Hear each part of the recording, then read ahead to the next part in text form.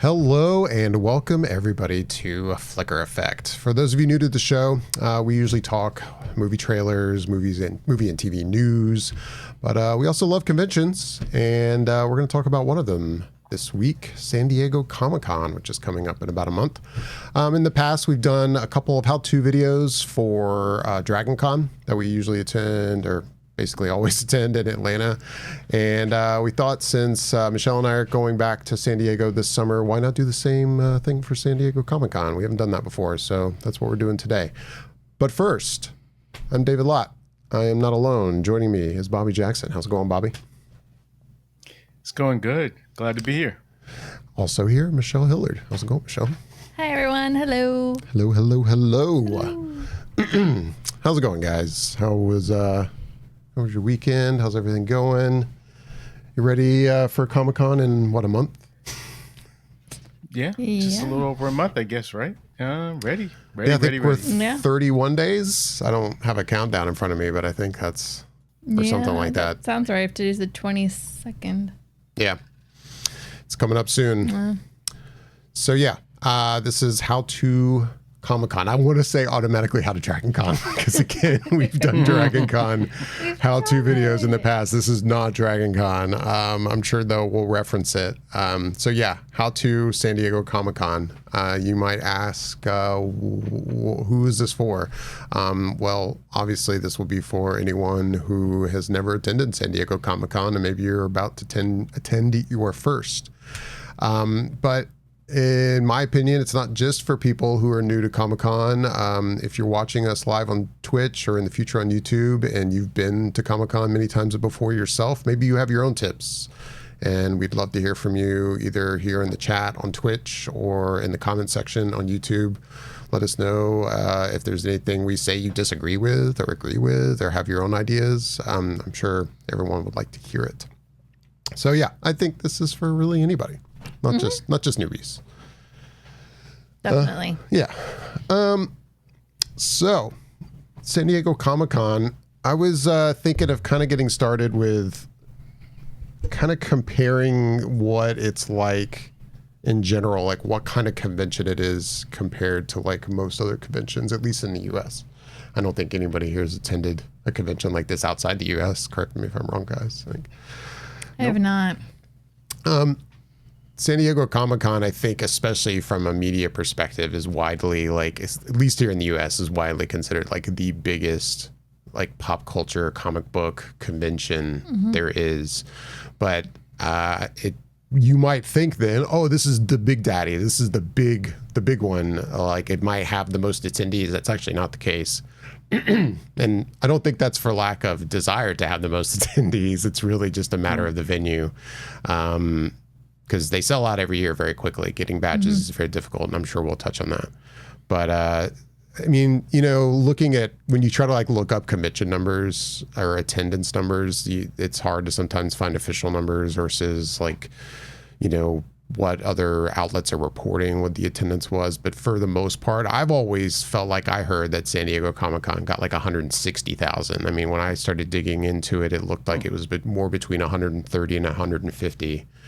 I actually found on San Diego's site, I don't have it right in front of me, but on comiccon.org, I believe somewhere in their blog, it actually says last year, like 130,000 attended, which seemed low to me.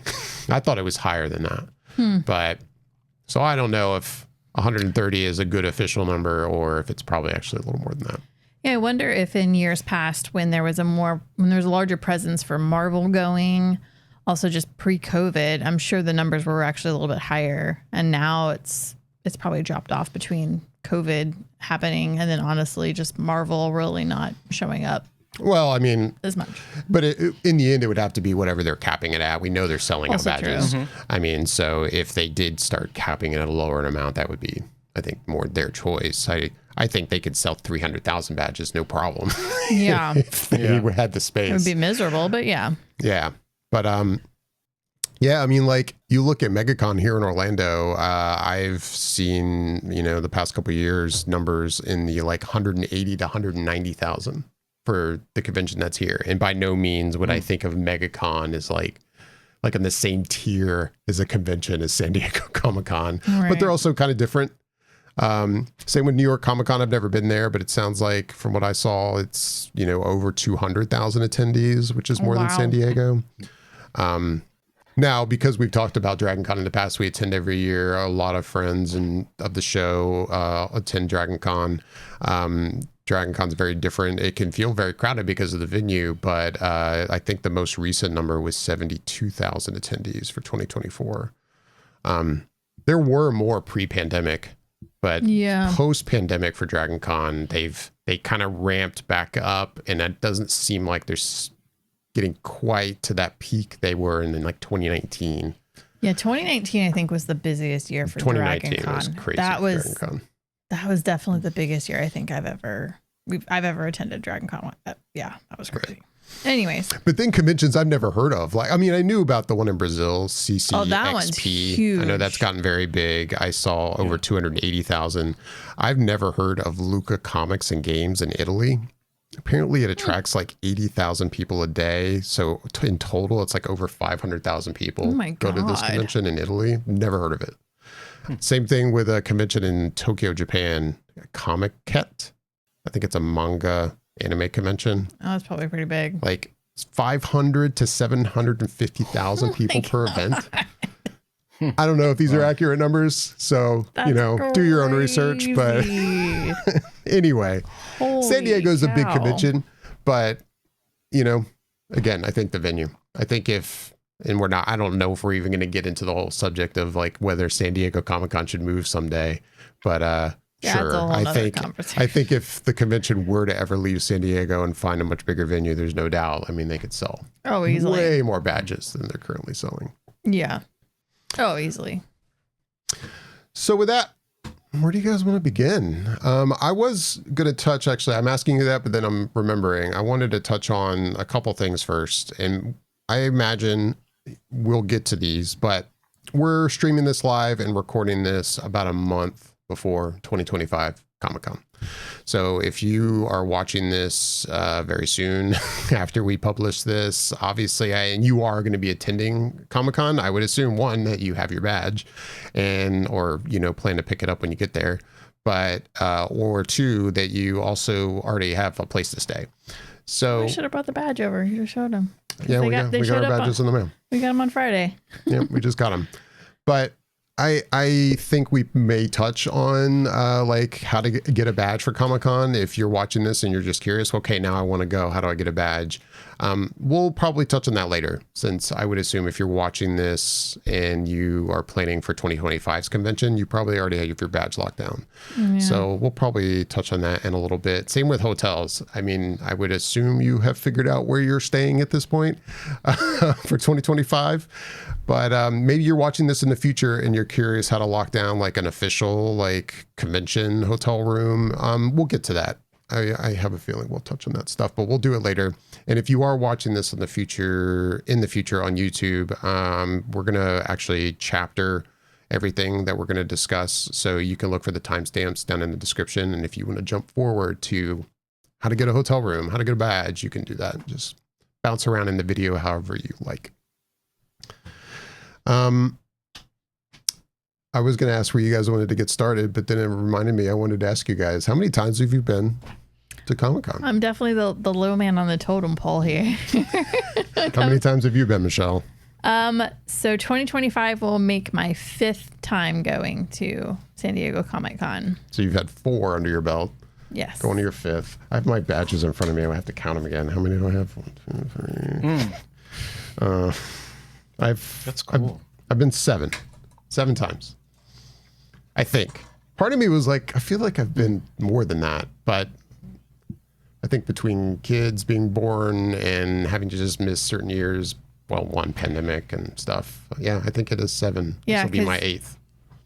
Did you go in 2019? I mean, at least I don't have the badge. Maybe I did. I don't think I did. I was gonna say, because I didn't do 2019, didn't do 2020, obviously. Right. 2021 or 2022. Right. So there was definitely some gap years there. And our last was 2023. We didn't go last year. 2023. Bobby, how many? What was your first one, David? Me? My first one was 2012. And I I guess there's an asterisk there. I've attended 7 times. My first full convention was 2012, but I did attend for a day, like back in, it was either 2003 or 2004. I was there on a Sunday, like all day Sunday. And this was when I lived in Los Angeles, and I went with a couple friends that I worked with. And I feel like this is going to sound crazy because this is unheard of now. I feel like we got our badges for free, like through our job. But this was back in a time where I think it was probably a lot easier to get badges for Comic-Con than it is now. But yeah, I don't really count that as a full visit. I know. Yeah, we went all day Sunday. I mean, it wasn't the full experience. We went all day Sunday, but like I literally only did the convention floor. I didn't do any panels. I just walked the floor all day long, which it's a huge floor. You can easily spend the entire day walking the floor. And I had a great time, but there was a huge gap between when I went then and then I went in 2012. And that was my first like full weekend. And in a lot of ways, it felt like going for the first time when I went in 2012. Well, you have to count it. You got to count it. It counts. All right. Because some people can only go one day. That's true. As long as you've hit the convention floor itself, then you've gone. You've attended. You're right. You maybe did get the full experience because you only went one day, but you still attended. So that counts. This is true. Yeah, it's like my first year, 2016, I only had one day, and it was Sunday. But I spent the whole weekend hanging out with you guys, and I did stuff in Gaslamp, and I, hung out with you guys in line for Hall H. And then, Sunday I got to go into Hall H. It was really cool. So, Yep, counts. So for me, for you, you're a different story. It's kind of you're a different beast. Similar. Well, I mean, and to be fair, I live in Southern California, so exactly. My access to it is a lot easier than your guys' is being in Florida. But that being said, I'm kind of in the same situation as you, David, in that I first attended one day when I was with some friends, and I didn't even know what it was. I think it was probably back in 97. In fact, I'm pretty certain it was back in 97 was the first time I ever went. And then I forgot about it because it was one day and I was just kind of barely moving to Southern California at that time. So I was not as familiar with the aspect of this is a yearly event and it's always around this time of the year, which is July. So I had no knowledge or really, I couldn't remember any of those details. So the next time I think I went, and this is why I don't know the exact number, but I want to say it was either 2000 or maybe 2002. So I'm not quite sure. But ever since whichever one of those dates were, I've gone every single year since then. So it's been like for sure at least 22 years that I've gone, or 22 that I've gone. And that's actually specific to the fact that there is one year that they did not have Comic-Con, and that was due to COVID. So there's only been so many since the time frame that I could have gone. So yeah, I think for sure it's been 22 and it's possibly 25 at most. It's like, I don't want to say that you're a seasoned goer. You're like, I don't know, platinum level goer at this point. Like, you're like, you're up there. It's pretty awesome. Yeah, it is pretty good. And it's not, at least within some of those years, it was pretty straightforward in order to be able to go. Where you could go there that day and get a badge. You'd be waiting quite a while to get one, but you'd still be able to go down there to the convention and buy one on site.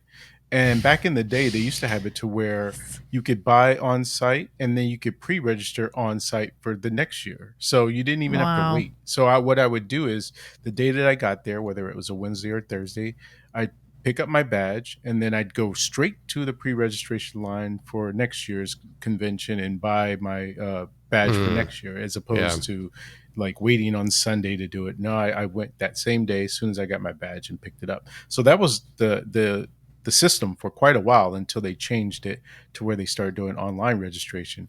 Then it got a little bit trickier and it became the whole thing where everybody knows, if you know anything about Comic-Con, where you had to mad dash race to get online at the certain time to be able to get in to buy your tickets, and the site would crash and it became a mess until eventually they decided to do a lottery system and a queue, which allowed you to try and get badges more evenly or fairly compared to the way it was before. So it's changed quite a bit over the years, but at least at this point I can say I've gone that many times. Yeah, we met at my first full year is when you and I first met. I believe that was 2012. So yeah, that's how long we've known each other. You guys met in line for Hall H, right? Yes. Yep. Yeah. You see, you make friends for life in Hall H lines, man. You do. And we'll get to Hall H for sure, but that was in a time when at Hall H the line system has already evolved a couple times or more since we met in line in 2012. I mean, that was like that year I just got up early and I think I got in line at like 5 a.m. or something, or I don't know. It was something like that. And that was Saturday morning. Like I just got up early and I got into Hall H. That's completely not, well, one, you can't even do it that way anymore with the wristband system. But I mean, that was even unheard of before the wristband system went into effect a handful of years ago, or however long they've been doing that. But again, we'll get to the Hall H stuff. But yeah, I guess with that, where do you guys want to start? Part of me was with the idea of like kind of trying to think about like if I were going to my first convention, what stuff would I like to know or think I'll probably have questions about myself if this were my first one. And I guess the first thing that comes to mind is like something as simple as like parking and transportation to the convention itself. Which I know I've done it different ways. Bobby, you've done it different ways. And I'll start with like, I know when I first went, I didn't even like consider trying to park nearby. I just took the perspective of, I've been to downtown San Diego. I don't think I want to try to get a vehicle anywhere near the convention center. So I didn't even think about trying that. And I know those first couple years that I went, I stayed in like Airbnbs, like outside of the city. I think the first year I was up in, I forget where the name of is it Del Mar I was in or something like that. Okay. And the second time I was in an Airbnb in like La Jolla, and I would always just drive from where I was staying to a trolley station. And one year I think I went to the trolley station at Old Town every time, and there's parking there, and I would just park there and then take a trolley to the convention center. I think another year I did it was called Qualcomm Stadium at the time. I don't even know the name of that stadium anymore. There's a station there. I'd park at the stadium and just take a trolley from there, and that always worked out really well for me. I assume that they still do, I remember at the time you could buy like a commemorative like weekend like trolley ticket, and it would like have a special kind of Comic-Con like thing on the ticket, and I even have it, I think, in one of my badges here. But I always found that really convenient. The trolley station stops right in front of the convention center. Yes, I mean, you are right across the street, and it's not that expensive to take the trolley. I don't think I had to pay anything to park at those stations. It was free parking. Yeah, I would just preface that with you have to get there early because those lots fill up really quickly for the trolley. And people park at those trolley stations to go to Comic-Con that day. So they're going to be, the lots get full very quickly, very early in the day. And then the other thing to remember is if you do decide to drive in, there are roads in the gas lamp area and by the convention center that are blocked off. So that's just driving is, you do have to plan what you're going to do with your vehicle for sure. Yeah, driving's a different story. But Bobby, I know you don't, I think, drive down from where you live anymore. But in previous years you have, and I think you've parked in downtown San Diego and usually had pretty good success with that. I don't know if you have any parking garages. Have any thoughts on that one? Yeah, and obviously this goes to anyone that's watching this video, for anyone that is native to Southern California who hasn't gone, because clearly you're just, if you're out of the state or country, you're flying probably right into San Diego as opposed to driving down from LA. Maybe you are, but I would say if you are driving down from anywhere like Los Angeles area, you probably want to leave early whatever day that it is you're going to go down there on.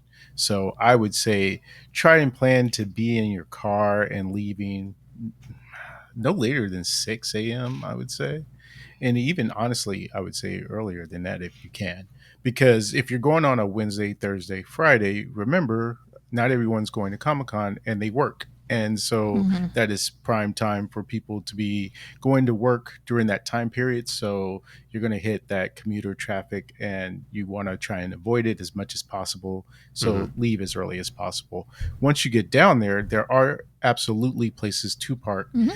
In years past, they used to have it to where you could just kind of park wherever you saw people outside with a sign, or there was actual parking garages that you could go. So there's parking lots and there's parking garages.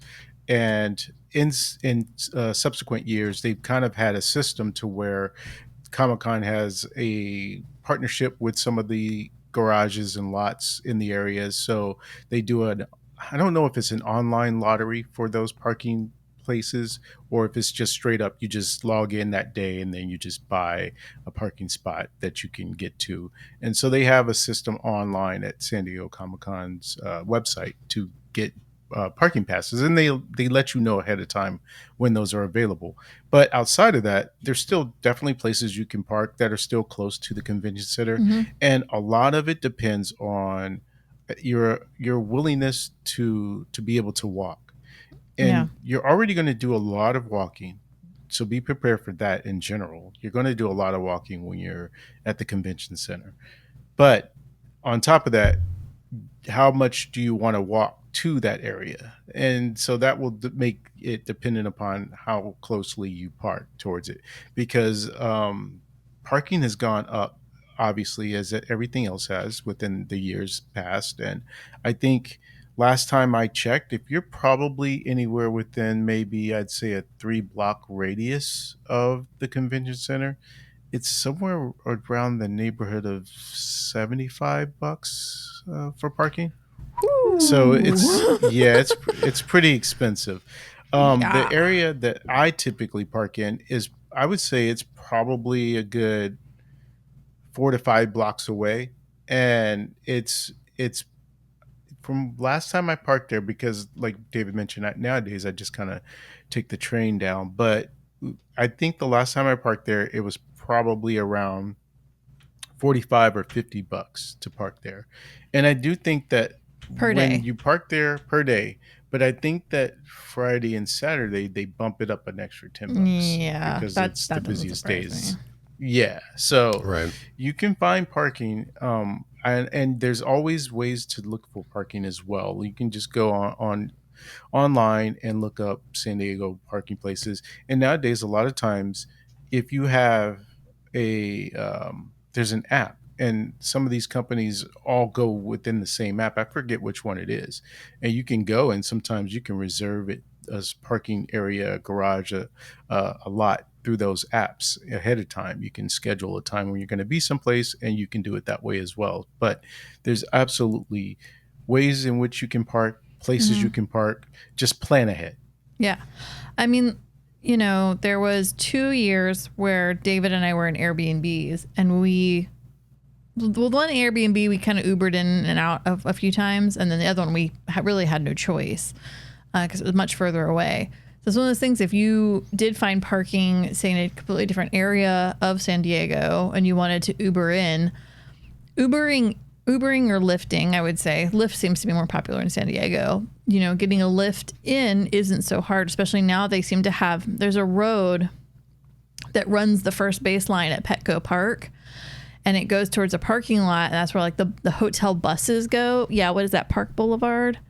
Oh, the one right here. Yeah. Okay. So so the buses will come in from hotels into this Lexus Premier lot you can see, and the buses will drop off there, but they also let like Lyfts and Ubers kind of come up here and drop you off, and then you basically just walk this little bridge over, and it's so much easier to do that. Now, leaving at the end of the day to grab an Uber or a Lyft, my recommendation would be to walk some blocks, get out of get just north of Gaslamp. Yeah, you want to get just north of Gaslamp, and then you'd have a much easier time picking up a Lyft or an Uber ride, and it's probably not that big a deal. And I acknowledge it's a little more walking, but you're not going to get a Lyft or an Uber to pick you up from the convention. But if you get there before like lunch, for like 1-2 p.m., you can usually get dropped off right there by Petco Park. And it's a super short walk, and it's really easy. Yeah, it's not bad. Leaving is a little bit of a different story, but still not horrible, honestly. And we were lifting in and out. I think it was only like $15, $18, each way. And if you think about how much parking would cost per day, it kind of... I mean, this was whatever year that was. I don't know what the rates would be this coming year. Right. That would much be different. But. That was 2018 that year that we were coming the further, when we were... Yeah, and like you're referencing, I don't remember exactly where it was, but it was somewhere on this side of the 5. And I remember even at least one time, I think we got up City Heights early enough that we like actually just walked it once. Oh, that was 2017 when we were in Golden Hill. Okay. But yeah, we walked it once just to try it. We're like, we could walk in. It wasn't. I mean, we're Floridians. We think the weather in San Diego is amazing. So we're just like, hey, this is great. We'll walk this all day. Yeah. So we walked from Golden Hill in and out. Yeah. Because I don't even think scooters were a thing at the time. No, I remember scootering back 2 of the nights. Oh, did we? Yes. Okay. Because it was like, might as well just scooter at this point. Which is a whole other thing. You can totally park outside, a little bit outside of the downtown gas lamp area, and maybe catch yourself a scooter. There's definitely lots of scooters. What were you going to say, No, I was just going to piggyback on that because I think scootering got adopted pretty early in San Diego. And I think it was one of those things that had been around a little bit earlier than it was around most of the other parts of the country. But I don't see too many people scootering these days. I don't know why that is, but they are still there and they're available. I do know one year when I tried to do scootering, there is a certain range for some of the scooters where they will stop and they won't get you all the way to the convention center. Right. But they'll get you like within, I think, a couple blocks before they'll stop. But yeah, you can still do that as well. And I know that in the area that you're looking at this map, there is a hotel near First Street that is one place that people will typically get Ubers picked up and dropped off. I forget which hotel it is. It might be Hilton, but I could be wrong. It's on the left side of the convention center. I know some people do it at the Marriott. I will say I've seen a lot of pickup and drop offs at the Marriott. Yeah, and it's like we've done it in and out of the Marriott too, and it's worked out pretty okay. I'm not saying it's great. I will say the pickup from Marriott and going somewhere, again, it's once you're down there, leaving is a little more challenging, especially as the day goes on. But getting there is getting in pre 2 p.m. I would say is actually pretty easy. Right. And I guess we should say, I mean, obviously, if you're watching this and you're not familiar, you've never been to downtown San Diego before. I mean, really quick. I mean, it's obviously a lot of this stuff is labeled. It's obvious. I mean, this is the convention center here, right along Harbor Drive. You've got 2 hotels right next to the convention center. On this side, we've got the Marriott over here, which does also host official Comic-Con stuff, along with the Hilton on the other side of the convention center, which also hosts official Comic-Con stuff. So really, the whole convention isn't just the convention center, but these 2 hotels are basically included in like events that are going on. Yeah. And yeah, this is downtown San Diego in the gas lamp quarter down here. So you got Petco Park right across the street. Yep. Anyway, that's like the very basic layout of what we're looking at. If you've never been before and you're going for the first time, this is where you're going to be. That's where you're going to be living. And we'll get into also offsites as well during this chat, which this whole area of the gas lamp will be bustling with activity, not just the convention center. Yeah. And if you were curious about that trolley station that I talked about earlier, it is right there across the street. Yep. Can't miss it. Yeah, you can't miss it. So. Yeah. And then I would just also say, like, even though the Hilton is right next to the convention center, that section there is very challenging for Ubers and Lyfts to get in and out of. You almost can't even do it, honestly, unless you have a badge, because that driveway is shared with, basically, that's how everybody that is actually attending the con as like a guest or any kind of like machinery, they're using that driveway. So it's very heavily securityed, I guess. I don't really have a good word for that. So it's when it comes to coming in now, I wouldn't count on the Hilton. I would definitely look at maybe, again, like I said, that parking lot across the street from Petco is really great. And then the Marriott is really good. So. Right.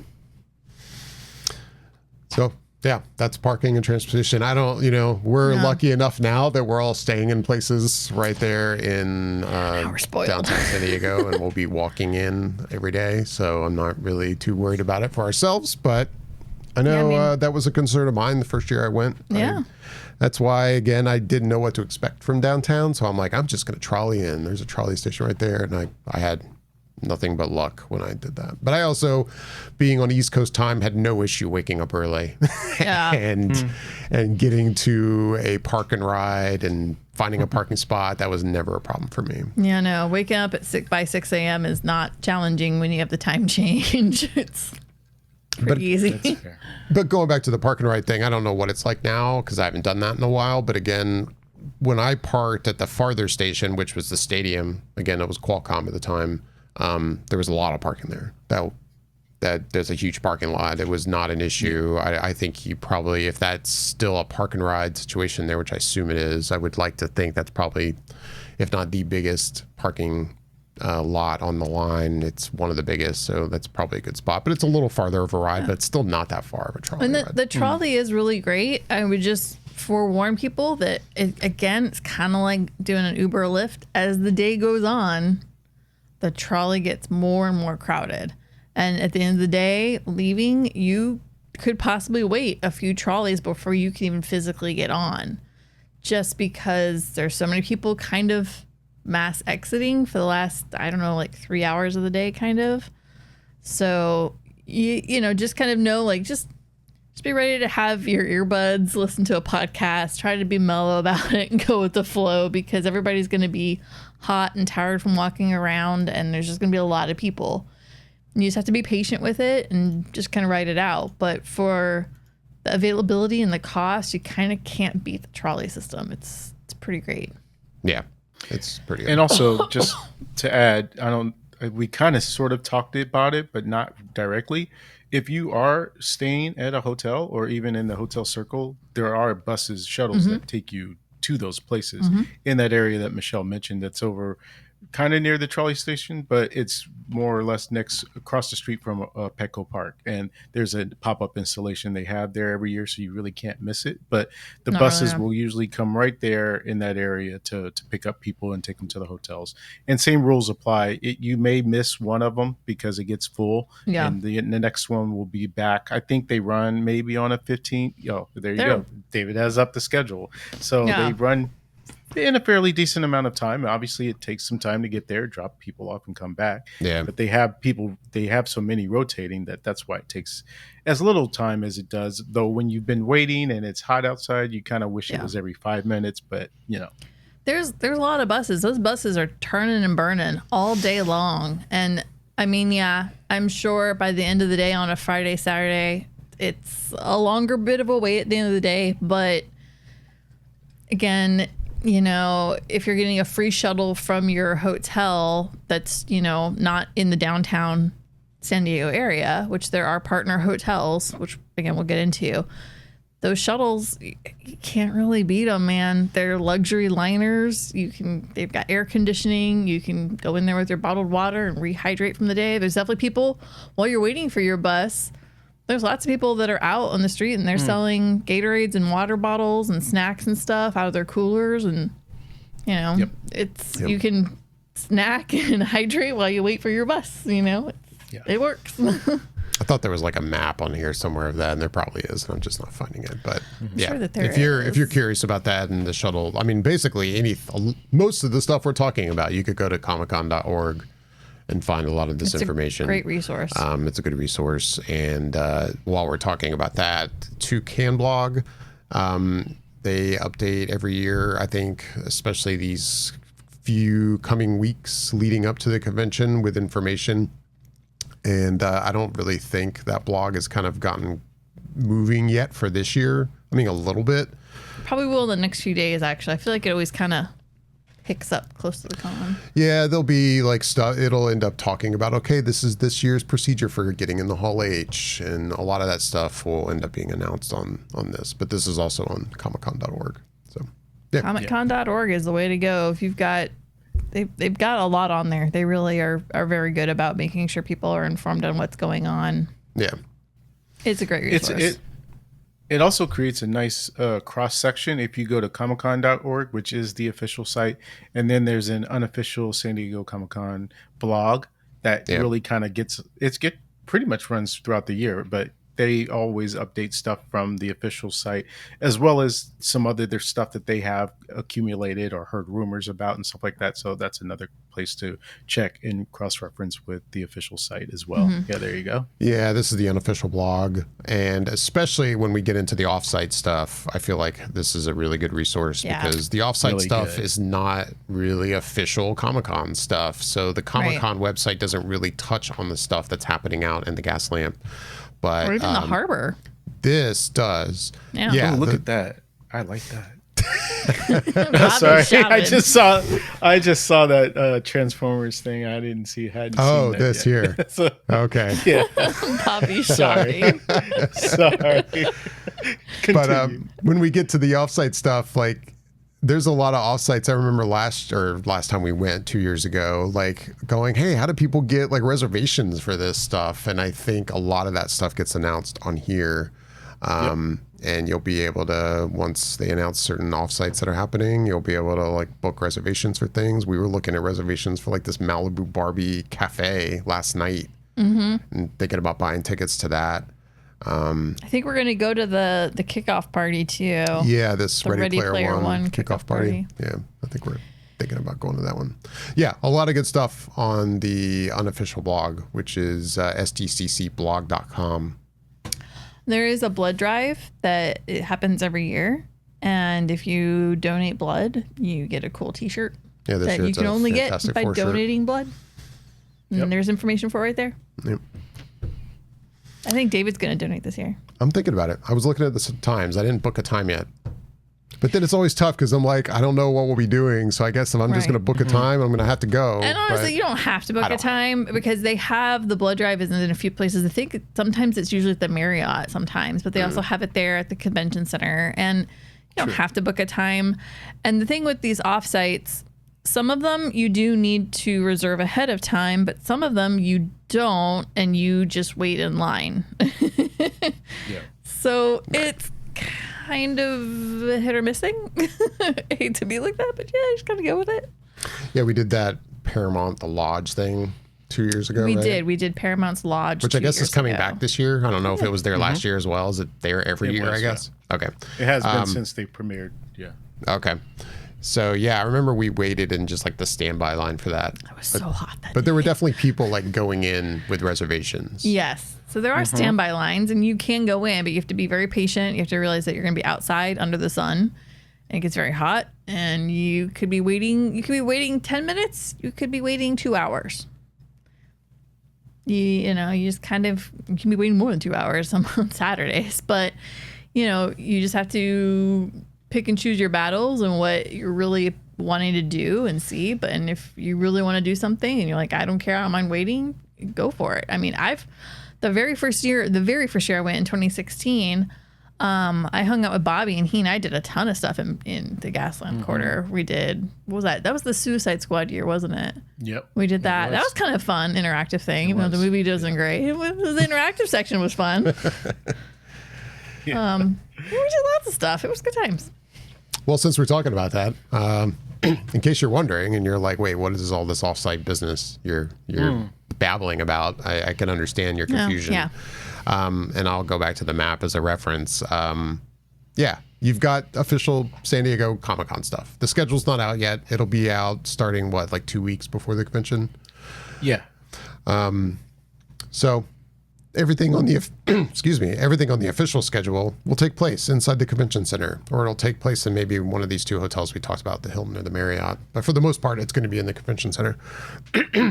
Excuse me again.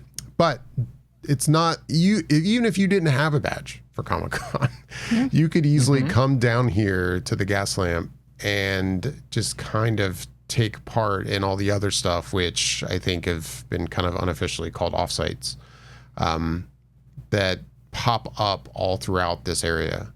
And a lot of it along Fifth Avenue. But even the couple blocks kind of in either direction, I think even you'll have 6th Avenue. You'll have some stuff that'll be on 6th, 6th, but a lot of it's 5th is like the main drag, kind of going through the gas lamp quarter. And yeah, like a lot of studios that are promoting either certain movies that are coming out soon or TV shows, especially they will like make these deals with some of the restaurants and kind of take over these restaurants and like do this really quick facelift on them and have these experiences that you can wait in line for. And that's what we're talking about. Yeah, even the hotels, like I know some of them have been able to get spaces at like the Hard Rock, and there's another hotel, maybe it's the Omni, and they'll get like a ballroom or something, and then they'll convert it. I remember I think it was 2016. It was there was a big Game of Thrones one. It was a huge Game of Thrones one. I think it was it the Omni? Yeah, I think it was at the Omni, and it like wrapped around. It was crazy. Yeah. But then even like in 2023, I think there was a big one that took up this like yard space over here to the left of the tracks, and it like you queued through there. Yeah, usually there's one that kind of takes this space over here. Yeah, and then it went into some building. That takes this kind of space over here. Yeah, you queue up in those areas. Yeah. And then they'll take you into a building for whatever company has it, It could be for anything. It could be for a TV show. A lot of them, AMC does a lot out there. Because it was Interview with the Vampire. That's what it was. It was the second season of Interview back in 2023. They were really gearing that up. But yeah, there's lots of cool stuff. You just have to parking lot too. I know I don't know. Has this always just been more recently turning into like a food truck thing, or are they still doing like other stuff in this lot? They still do other stuff in there. Yeah, they had some stuff. A little lesser known kind of things, but yeah. Mm-hmm. Because like along the back side of that where Imperial Avenue is, that's usually where a lot of parking sort of in that lot area to your left there. Okay.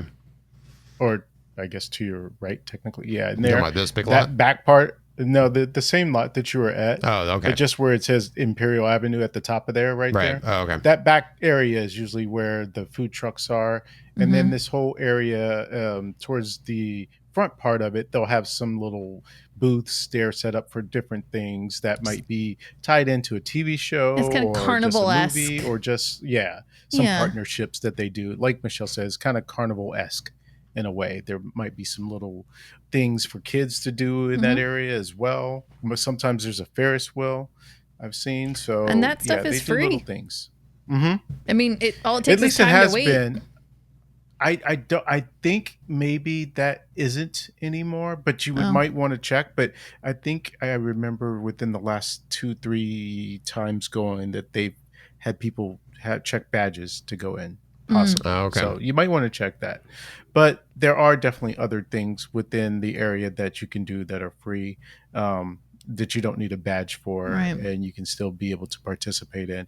And a couple other areas that they use for pop-ups or the offsites is off of First Avenue. There's a little area over there, kind of near where the Marriott is, across that area. Yeah.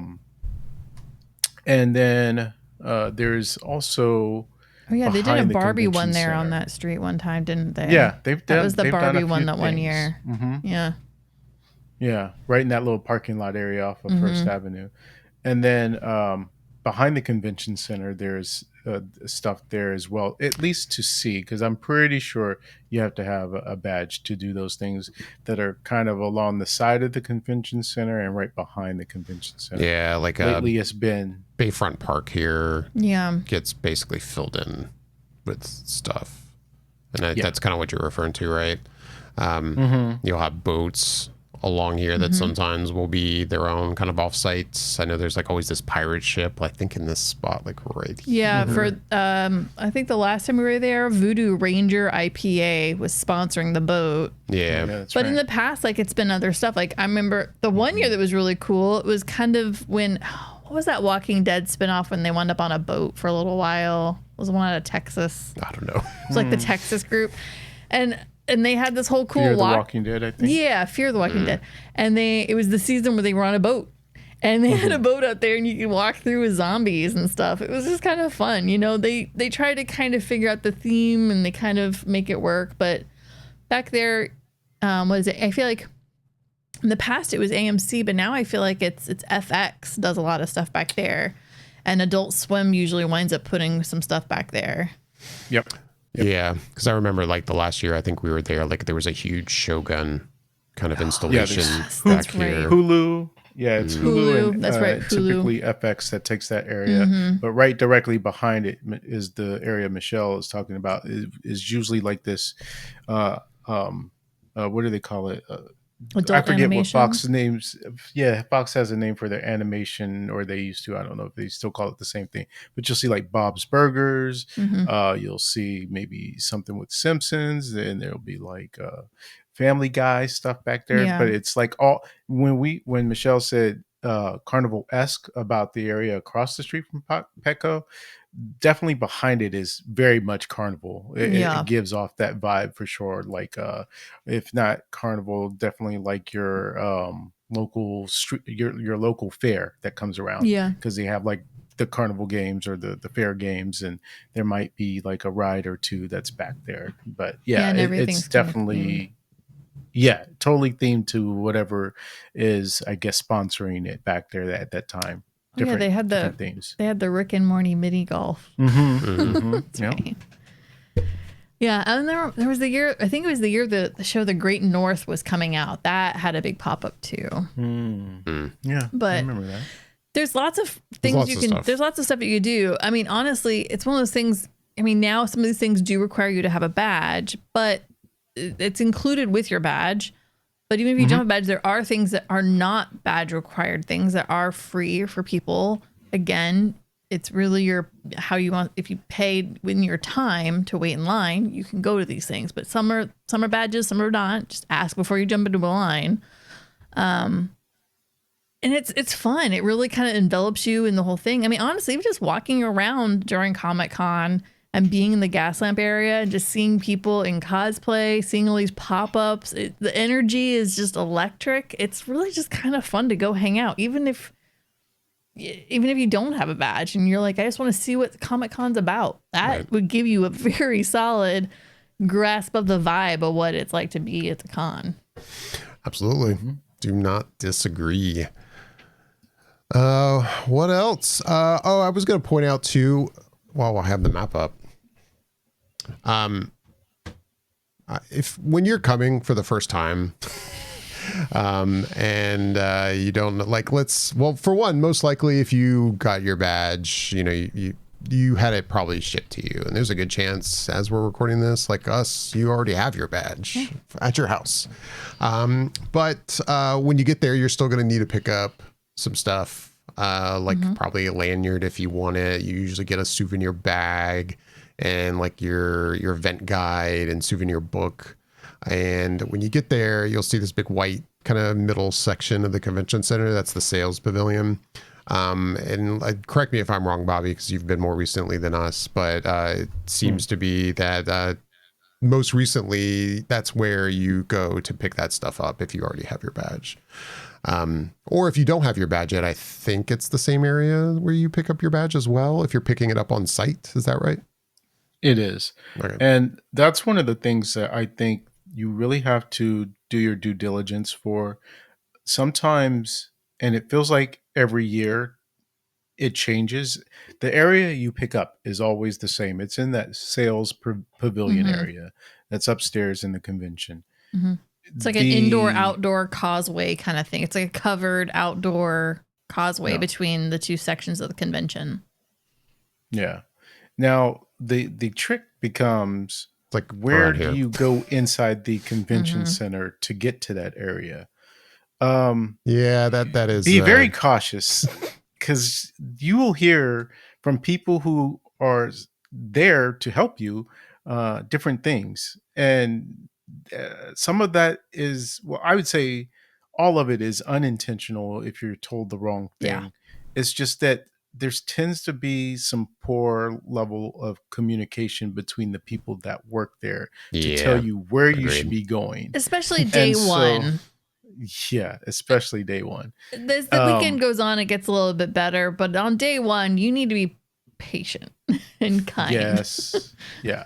Yeah. Because they're not trying to lead you the wrong way, but a lot of times it It's a does lot of happen, and people are all volunteers just that, trying to yeah. get in. A lot of volunteers, and so they will get the wrong information. They say, "Oh, you enter in at Hall D," and it's actually no. D was you entered at Hall D at 8 in the morning, but now it's 10. So now you got to Mhm. go through G, and so it's like it Right. gets to be confusing. So you just want to make sure you ask and verify before you try to do too many things, because you can get very frustrated very quickly, especially if multiple people are telling you different things. Yeah.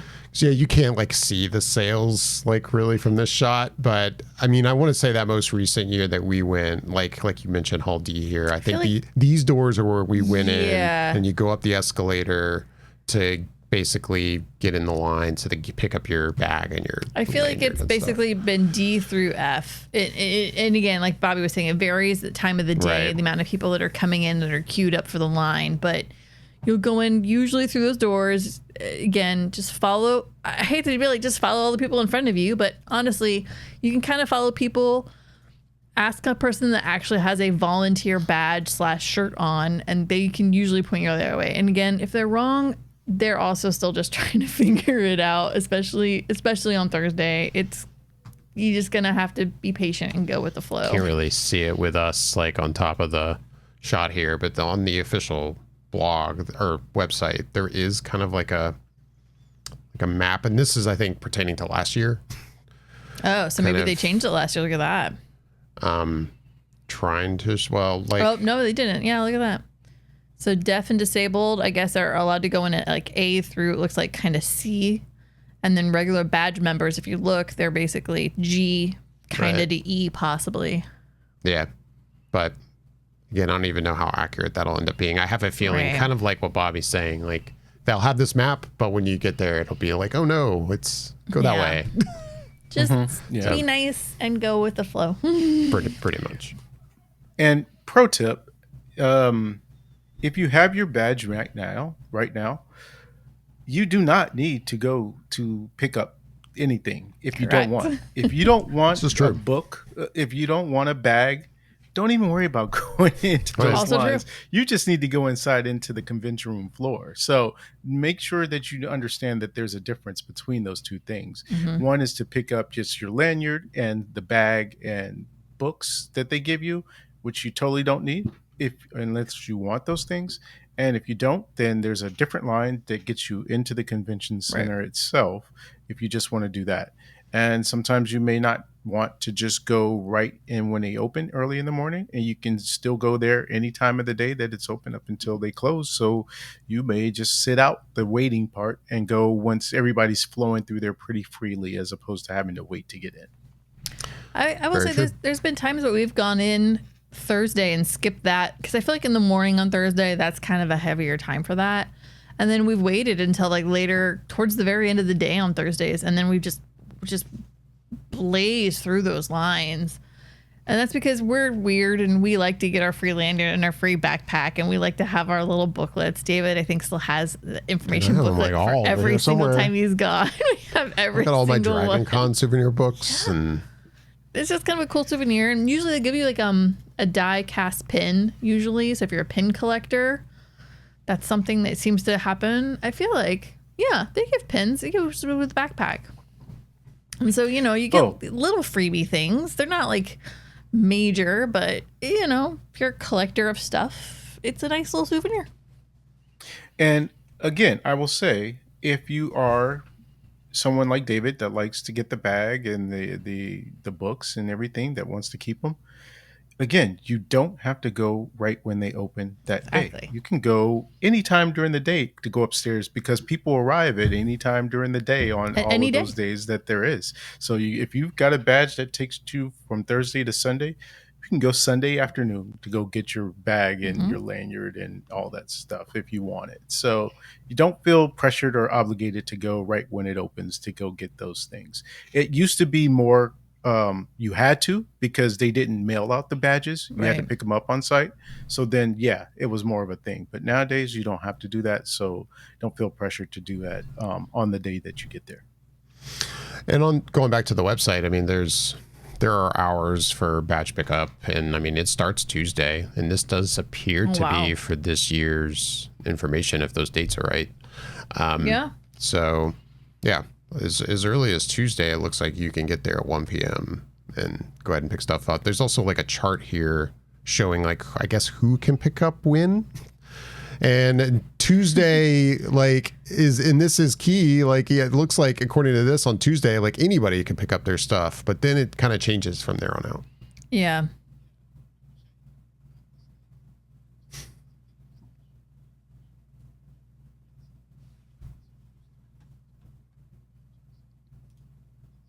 But now you can only pick up your badge on Wednesday if you have the 4 days plus preview night, Right. and then or just the 4 days. And last year we just went Friday through or Thursday through Saturday, just sort of the most relevant days for us in terms of we felt going.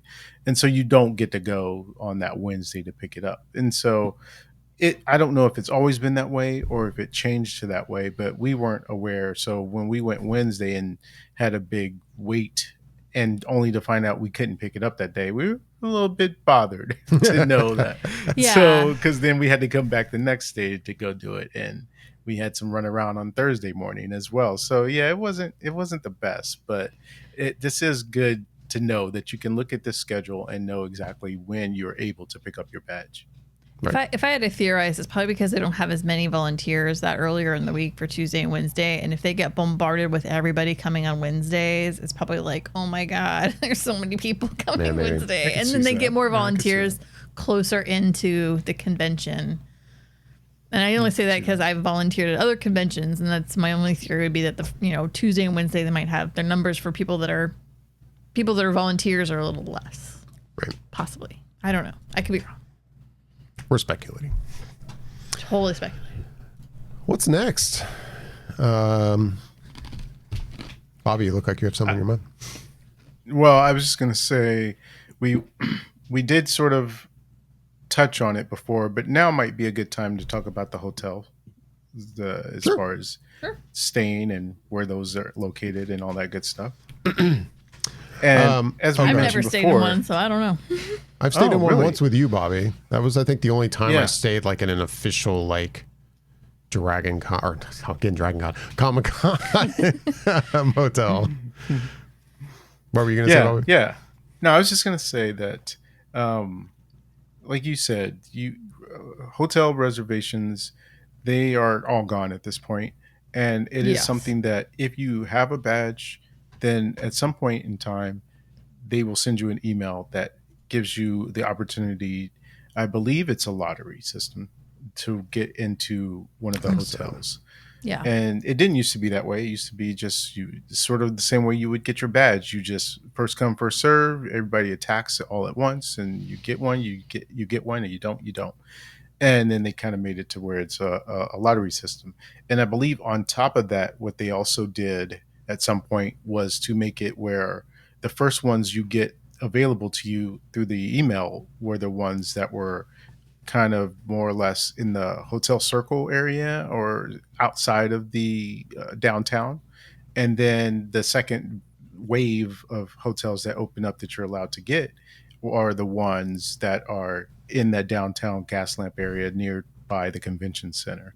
And I want to say, because I have not done this, but I think that if you reserve for the first one, you can't also then try and get a second one as Right. the ones that are closer to downtown. You kind of have to pick your battle to where you want to stay and hope that you get lucky and get the pick. Yeah, like Yeah. according to this chart on the website, it's like the early bird is just for the Mission Valley hotels and the airport area, which it just kind of gives a very broad, like somewhere between fall and spring. Yeah.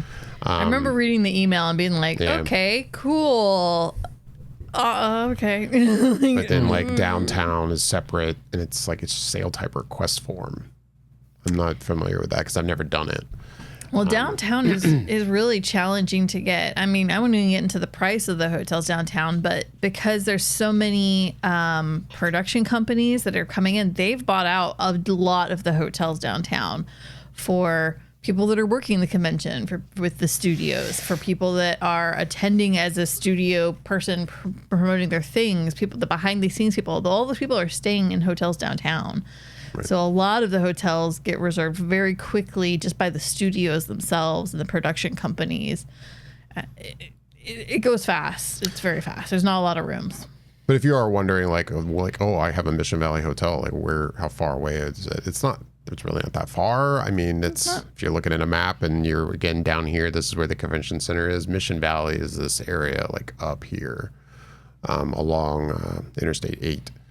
And I know that one year I stayed with you, Bobby, at one of these hotels. It was somewhere like up in here. And the shuttle system has a shuttle like that goes like basically like right along this one like side road where all these hotels are along the interstate, and stops at all the different hotels and it'll take you to the convention center. But that's where that is, if you're wondering. And then, like if you're staying there, then you get your free shuttle in for the day and out for the day. And like I said, it could be a little bit busy in the end of the day, but still, like, I'd take a free shuttle. Oh, yeah. That's not bad. I mean, again, like you and I have stayed completely away from the downtown area, and we've taken Ubers and Lyfts in and out before. So yeah, definitely. We've done it a couple ways. We stayed at Old Town that first time I went, which was nice. Just walk down to the trolley station at Old Town. Yep. Yeah. Oh yeah, we had a hotel right there. It was either the Courtyard or the Fairfield. I can't remember which. I just remember it was Marriott because at the time I was working for Marriott, and so it was either the Courtyard or the Fairfield Inn. And yeah, it was super convenient to get your free continental breakfast and then walk down to the trolley station and just take the trolley in. I was like, this is great. It wasn't bad at all. It was awesome.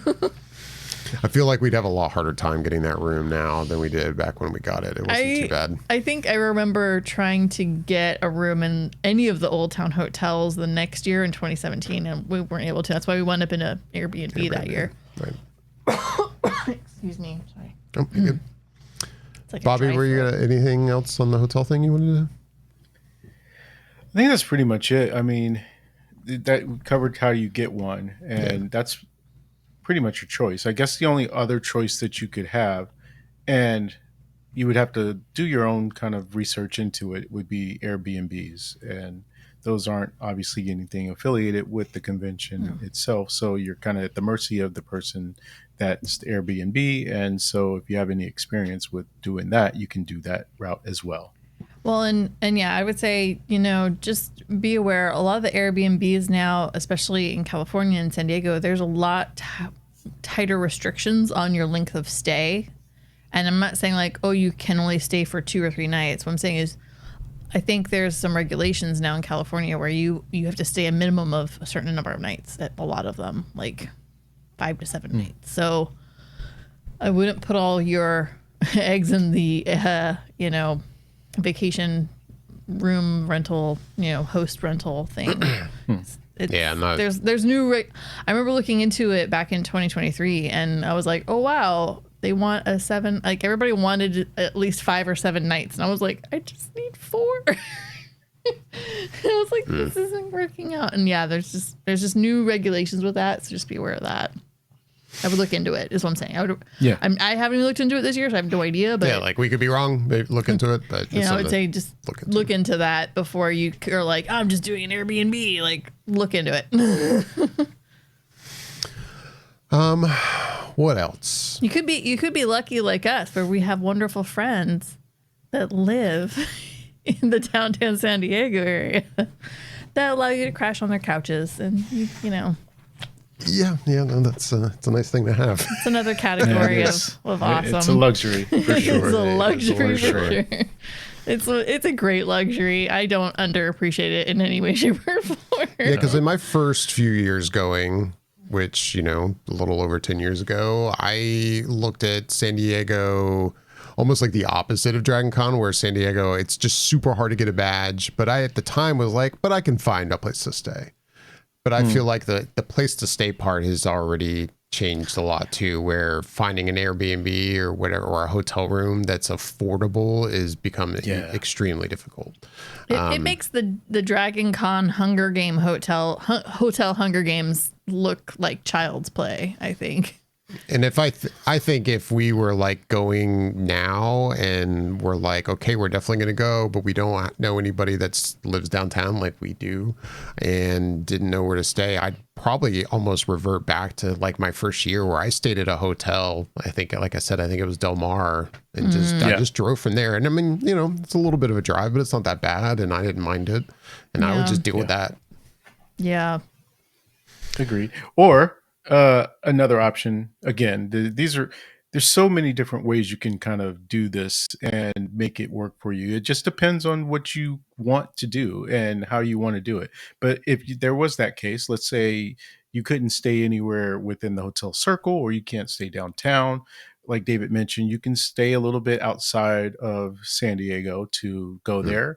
Like if you were in La Jolla, or if you were in Corona del Mar or something like that, which are maybe 30 minutes outside of the area, I'd say, then you can still, if you want to, go over to where the nearest train is and go take the train the rest of the way down to San Diego. Or you could rent a car, go drive down there if you wanted to. And you can also Uber. I wouldn't necessarily suggest that because I'm sure it's probably a pretty penny, but there are options for you as well. Very true. Yeah. So, Bobby, I'm coming to my first convention, and I'm like, hey, I don't know where to go in terms of seeing like these big panels. Like, I know there's all these big events, and what do I do? Where are these things taking place? Where do I go? Help me, Bobby. I would I would say this is where you absolutely want to check out the official site, because they give you an example or different places where you need to go, because there are different places they queue up for certain things you want to see. So when that schedule releases, they will tell you the panels and what rooms they're located in and the times as well. So daytime and room. Now, what you want to do is either, if you have your bag in hand, they give you a map and they tell you where all these different things are. But the website, I believe in years past, it will tell you, here's where you can line up for anything that's related to Ballroom 20, which is a place where people typically will go for some of the bigger panels. That's not Hall H. And so there's a specific area in which you would line up for what they queue that up. And then you go there. And I would honestly, at some point, ask somebody, especially if you're starting to talk about the Hall H experience, what day to go there to be able to start lining up. Because Hall H specifically, it's not like if you want to see a panel on Saturday, you just go there early Saturday morning. You pretty much have to go there, like, I want to say, well, it used to be like you'd have to go Thursday to start getting into a line to be able to get into Hall H for Saturday. And then I think they, maybe last year, I think I was in the line early Friday morning and able to start lining up. So I think they started to do it to where it was like, okay, they'll queue it up the day before as opposed to 2 days early, or something like that. So it doesn't take as much of your time to be able to be there for that next day event. But they usually will have, like, in my experience that they've had with, let's say, Hall H, you would go on the day before at whatever time, and there's someone wherever that line is being queued up at with a red flag, and then that, or a yellow flag or something, and that's where the line here it shows green starts. flag. So okay, perfect. So it'd be like a green flag, and then that's where you're going to start queuing up. Last year, when I was in the line, it was behind the convention center, and it's off towards the back area as it's shown there in the map. It's like a little park back there, and that's where they start queuing people up at. And you're waiting there until at some point in time I think it's around 8 o'clock. Or look, see, all the information's right I was there. gonna say It's the 7:30. website's It really got says, this down now. Look at yeah, this. yeah. So it's like 7:30. That's when they'll start handing out these wristbands that get you to be able to be in Hall H that next day. I want to, And let's before we just continue, clarify. before we continue, I want to clarify that this information that we have on the screen is for 2024. It doesn't appear that they have posted any of this for 2025 yet. And you may be watching this on YouTube in 2028 for all I know, and who knows what the process is then. Right. But, True. But Very true. as of this recording, I am showing the most recent information for 2024. I have a feeling it's going to be extremely similar, if not exactly the same, but we don't know for 2025 yet. So that is a huge asterisk on what we're talking about. But please continue. I was just going to say real quick, just to be clear, again, if this is your first convention, Bobby's currently talking about Hall H, which is like, Correct. We'll call it the big house, right? That's the big room. It's the room where it happens. It's where everybody wants to be.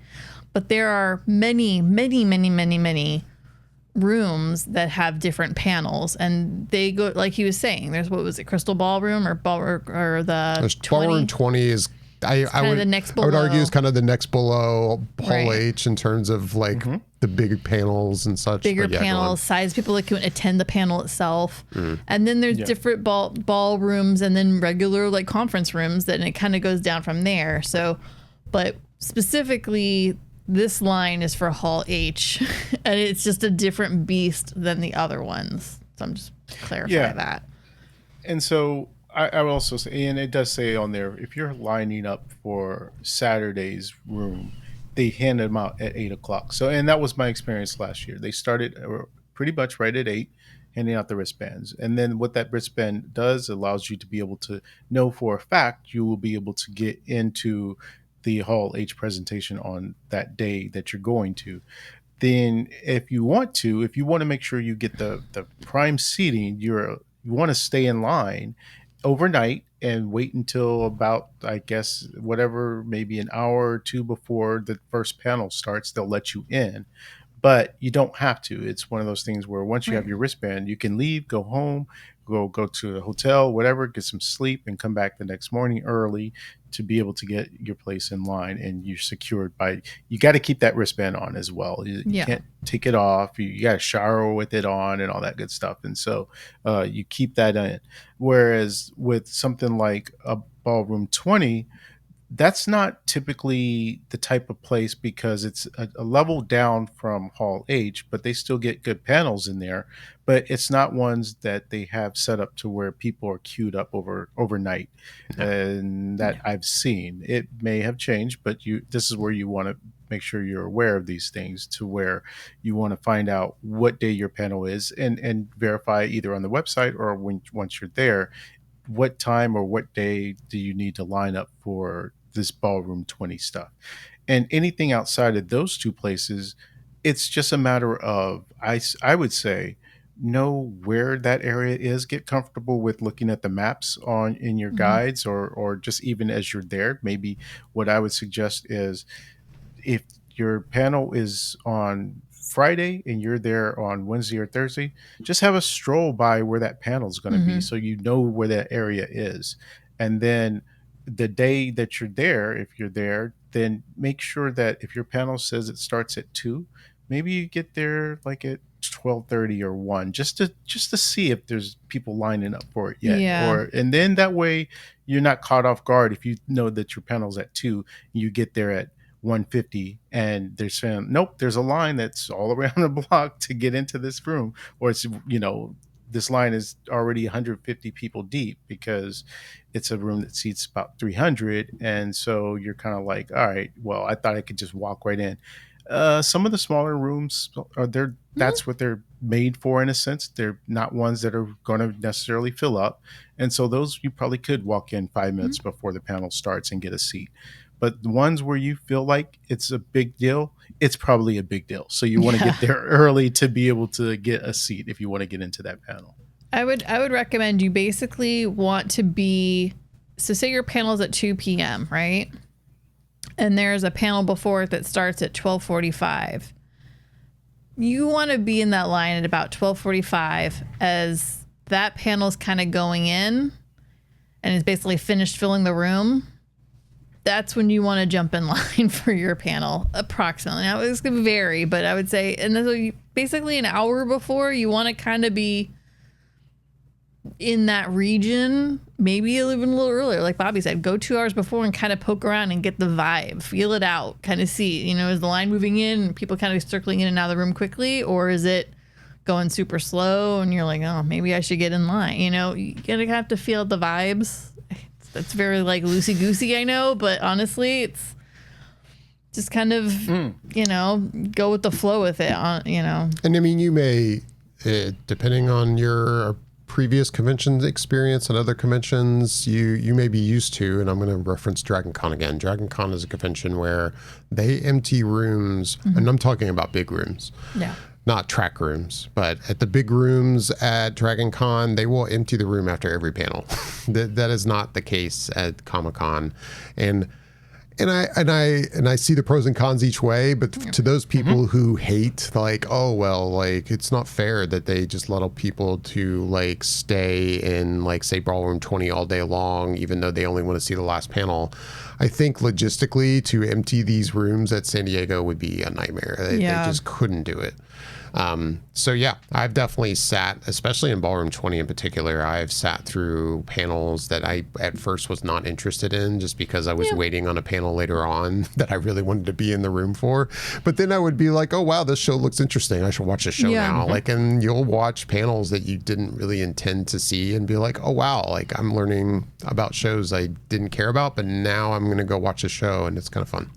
Yeah, it is kind of interesting. If you want to make sure you're in a panel, then you might sit through half or all of the panel beforehand. Or 2 or 3 panels beforehand. Possibly even 2 or 3 more, depending, again, how popular the panel you want to go to.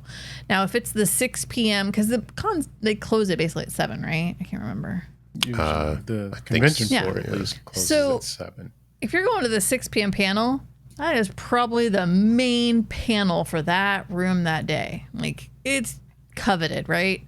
Maybe you go to the 2 panels beforehand and you just hang out, bring snacks, bring bottled waters. You're allowed to go to the bathroom and come back, but you're gonna hang out in that room and just kind of go with it. And like David said, you'll see panels that you might have had zero interest in, and then be like, oh wow, that was kind of interesting. Or you could be like, wow, that was really boring. I had a really nice little nap, upright with my eyes open. Right. And that's fine. You're in air conditioning. You can't go wrong. This is true. Yeah. I was trying to find a map. Like, I mean, there's some like this, and this is the stuff like when you get your events guide and such, they'll have all these maps of like where all the rooms are. I know this isn't very zoomed in right now, but yeah. Anyway, you can see where Ballroom 20 is, which is like again the big room kind of below Hall H. Like as far as like size wise of people going into it and the people that are actually going to be hosting a panel, what the panel's about. Right. It's like the next tier down. Here, I can actually. I say that, and honestly, there's some good panels that we've gone to over at the Hilton. 100%. Yeah. That have been major panels. Well, was the director's one was over there at the Hilton, wasn't it? The director, the one with the creator, that was an Hall H. I've been in. There was a cool one we saw a while ago in Hilton. I remember thinking the Hilton room you're thinking of. I know you did the panel where it was like 4 composers. Oh yeah, the composers like, one. Score stuff. So, that one was awesome. Yeah. But yeah, like you'll get a lot of maps like this in your books. This is, for example, like the upper level of the main convention center. If you're wondering, but there's also a map around where it'll show like the layout of the exhibit hall and where all the booths are if you're trying to find a particular booth. But anyway, and that's one of the pluses to getting a guidebook. I will say, I know some people might not even want them, but if they're handy, and sometimes it's a little bit easier than getting your phone out and hoping your signal's okay enough inside the convention center. Or that you're not killing your battery on your phone. Sometimes going analog is the way to go. Yeah. Bobby, look like you were going to say something. Yeah, you look like you got No, thoughts. I'll wait to see which. I'll wait to see what you were going to say. Gears are turning. Okay. If this was me going, okay, where do we go from here? So please. I was going to talk about food, maybe. But That's literally where I was going next, Michelle. hey, You read great my mind. minds. Great So, minds. you're there at the convention center, and if you are at the convention center itself, there's options to eat. On the convention room floor, there's different little areas in which they have where you can get food, and it's your typical stuff that you would find: some nachos, some pizza, burgers, fries. So don't go expecting anything too fancy or too health conscious. It's not really meant for that. It's meant for something quick to keep you energized and whatnot, and drinks as well, that kind of thing. But you can also, because you can bring in like a backpack and you can have your Comic Con bag as well, you can bring your own stuff. And if you want some water, and there's plenty of places within the convention center where you can refill your water if you bring a water bag or water jug or a water bottle or something like that. So you can do that. Feel free to do that as well, or just whatever kind of snacks to keep you going until you are ready to eat something more substantial at a later date and time, or maybe you've got a few hours to kill in between your panels. Then you've walked the floor, or you're not ready to walk the floor, or you want to walk the floor a little bit more but want to take a break. You can always go across the street. There's so many places to choose from that are, as David mentioned, there are themed restaurants that have a partnership with Comic-Con, that they are showing some sort of storefront where it's got a facelift and it looks like it's part of whatever TV show or movie that it's a part of. And they have themed things to eat, but you can also just go to 7-Elevens or a CVS or wherever that's very much within that gas lamp area to just stock up on some snacks or to go and grab a quick bite to eat. And those places are a lot, and they're really packed down in that area. So it's not like unless you're in the mood for something in particular, then you should be able to grab something quick within a relatively quick amount of time as well, to where you're not down there just waiting for hours upon hours. Obviously, that's dependent upon where you're trying to go and the time that you're trying to go there, especially if you go right after the convention center closes for the day, because everybody's going back across the street and everybody's probably going to be hungry and they're going to go to these places that are right in that area. So that's when it's going to be the most busy. But throughout the day, feel free to go across the street and explore and see something that you might like and go check it out.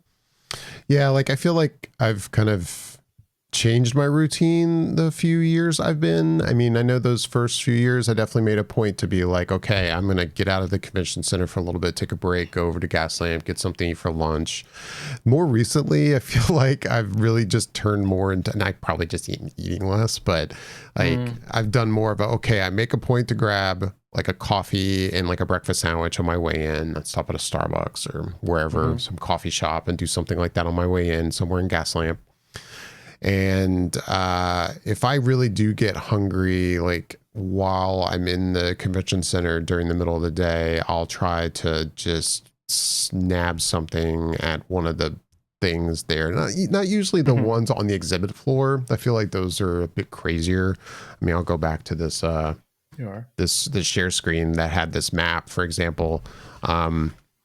This like area like right outside of Ballroom 20 here. There's usually like little food booths kind of like right before you exit out to go over to the sales pavilion, I think. And I've had pretty good luck of like grabbing food at these without having to wait like a terribly long time. Sorry, Michelle had to step out. She's back. But that's always been a good spot for me. Or I think you mentioned like over near the Hilton, there's like stuff to grab, like these like tables outside of the hotel. Yeah. That I've usually gotten stuff pretty easily from. Yeah, there's been some pop-ups outside of the Hilton. There's the food trucks that Bobby had mentioned at that one parking lot where the buses do a drop-off. That loop. I would say though, as lovely. So on the upside, there is a Starbucks at the Hilton, right? It is a very busy Starbucks. Oh yeah, that's a crazy Starbucks. But I think I've dealt with it once, and then for the most part, I avoid it. We've done it a few times. If you hit it at the right times, it's not so bad. But it can have a very long line, and you literally could be waiting. I think the shortest I've waited in that line was about 25 minutes. And I thought that was awesome. I was like, holy cow, I was in another 30 minutes. That's great. Right. But it's not a Starbucks that I would like rely on if that was your jam. So just kind of a heads up there. I wouldn't, but I will say it's really cute. That Starbucks always does really cute themes every year. They always like wear cute shirts and stuff. The whole Hilton, actually, they do like a whole theme. They'll pick a theme and they'll run with it for that each year, and they'll decorate everything. It's kind of cute. But there's also an ice cream shop next to it.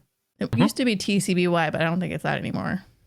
No, it's something. I think it might be just sort of native to that spot. I don't know that it's a chain or anything, but I think it's last time I looked, I think it's like a frozen yogurt place now. Yeah. I think. But you know, that reminds me, if you actually go into the Hilton and go up the escalators.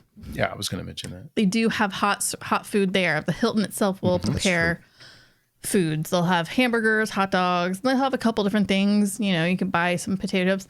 I'm not saying that this is going to be a cheap meal for the food that you're getting. It's not fancy food, but it's definitely not going to be cheap. But it's easily accessible. I will say every time we've gone to the Hilton and we've grabbed food from there, you can usually plow through that line and be in and out of it within 10 minutes. Right. It's usually not that bad. But yeah, I would definitely say if you can bring some snacks, and then, just be prepared to spend a little bit of money on okay-ish food.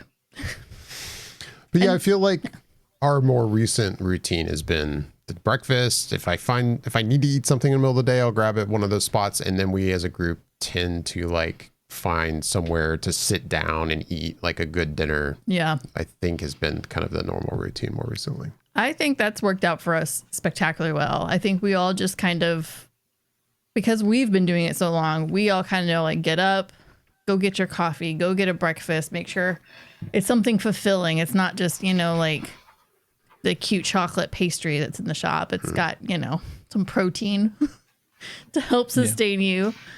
And then, you get some snacks here and there throughout the day. Stay as hydrated as you can. And then, have a nice bingey dinner at the end of the day and just relax. A cocktail or a mocktail and enjoy and relax. Then be happy your feet are no longer touching the ground for a little while. Right. Yeah. This is another thing that I would say that you would want to make sure you prepare ahead of time. Unless it goes against your religion or something, then please, for the love of everyone around you, just bring a little travel sized pack of deodorant, just like put it in your bag. Cause if you think you're sweating, people smell it. It's around you. The aroma is strong. And like I said, unless for religious beliefs, you can't wear it, then please bring something, or a little spritzer of some cologne. Just don't overdo it, but you're going to give off body odor, and it's one of the biggest complaints you will get being a Comic-Con. It's like, I don't want to tell anybody how to live their life, but my recommendations are take a shower each morning, or at least at night before you go to bed. Throw on some deodorant and or antiperspirant, a little splash of body spray of some kind, maybe. Make sure your clothes are clean when you come to the con. Just think of your own comfort, and then also, put yourself in other people's shoes and the comfort of other people. But the deodorant thing, like, you can go to, I hate to say it, but you can go to a pharmacy or a box store, and you can go to the travel section, and you can get, even now, you can get little tiny travel native deodorants. And those are, you can get those, you can get almost any brand now, almost. I'd say that very loosely, of deodorants. And you can pop that in your little bag. It takes up zero space. It really is tiny. And it's very helpful. You can just pop into a bathroom anytime during the day and freshen yourself up. This is true. Lovely. Just general hygiene. Again, like you said, let's just get your religion, and I'm not trying to tell people how to live it, but my recommendation is try to clean clothes each day. Things like that. So Yes. There is another little area in which I think we could probably touch on. And I don't actually know how much experience you have with this. I know I don't have any in the new age, but let's say you go to Comic-Con and you want something that's an exclusive to Comic-Con that they are selling. How do you go about getting one of those exclusive things?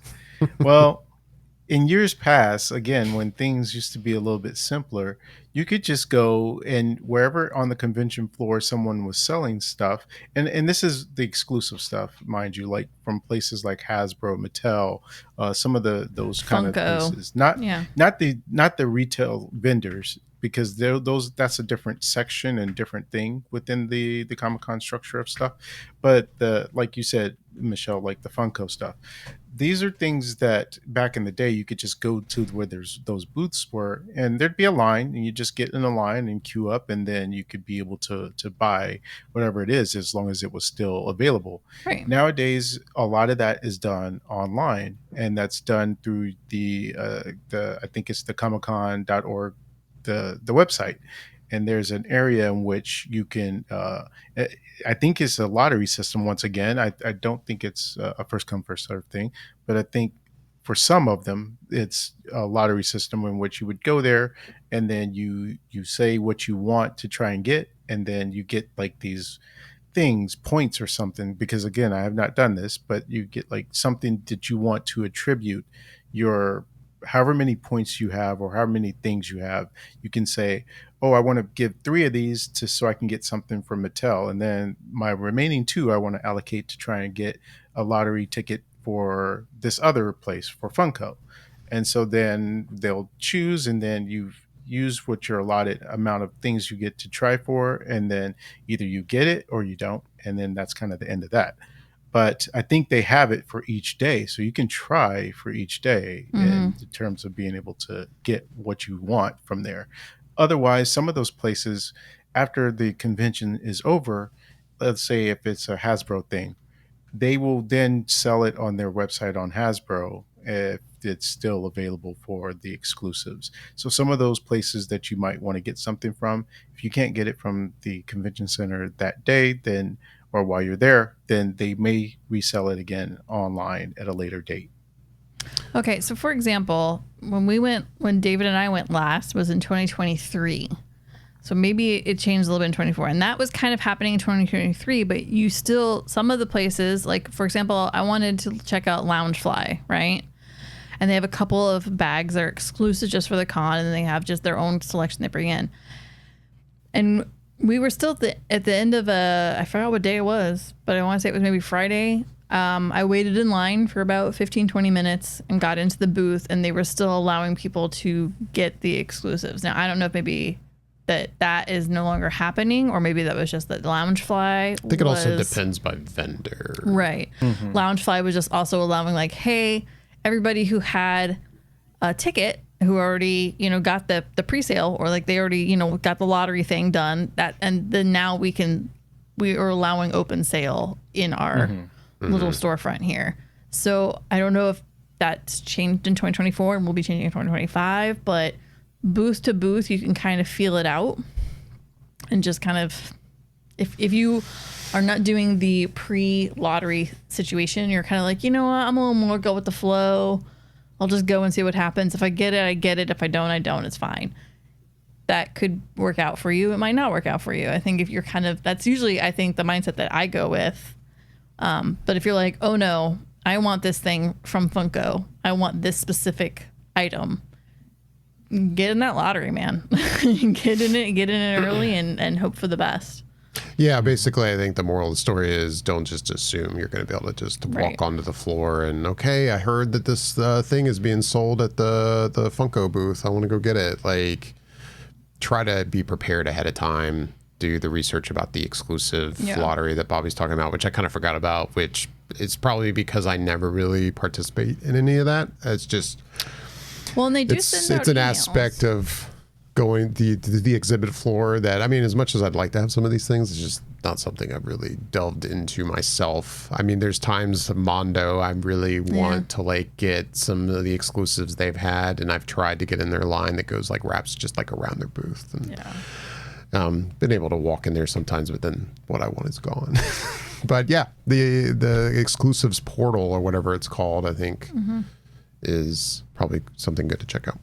Yeah, because you have a badge, they send out emails letting you know, hey, the portal's opening, or hey, this is launching on this day, this is launching on this day, and they'll let you know what dates that's going to be available for you to go in and get certain items. Right.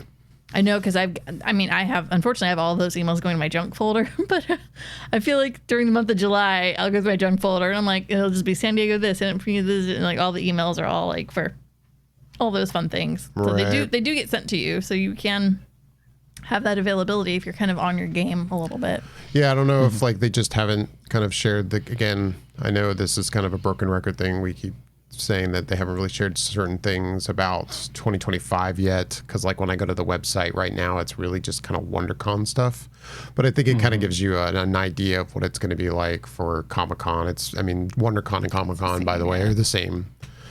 They're owned by the same ownership. So it's really the same kind of situation. And here on the website, it kind of shows like what the portal situation is like, at least for WonderCon, which again, I think it should be big. So what you're saying is sometime within the 30 days of the con starting, this stuff is going to start changing. Probably I don't really tomorrow, know when. they're going to start changing all this 2025 right after we record this. Right after we record it, they'll change everything, and then we'll just look silly. But yeah, I'm used to like those first few years of like getting in the line for the exhibit hall before the exhibit floor opens for the day, which I assume is still a thing, even though a lot of these lotteries still happen.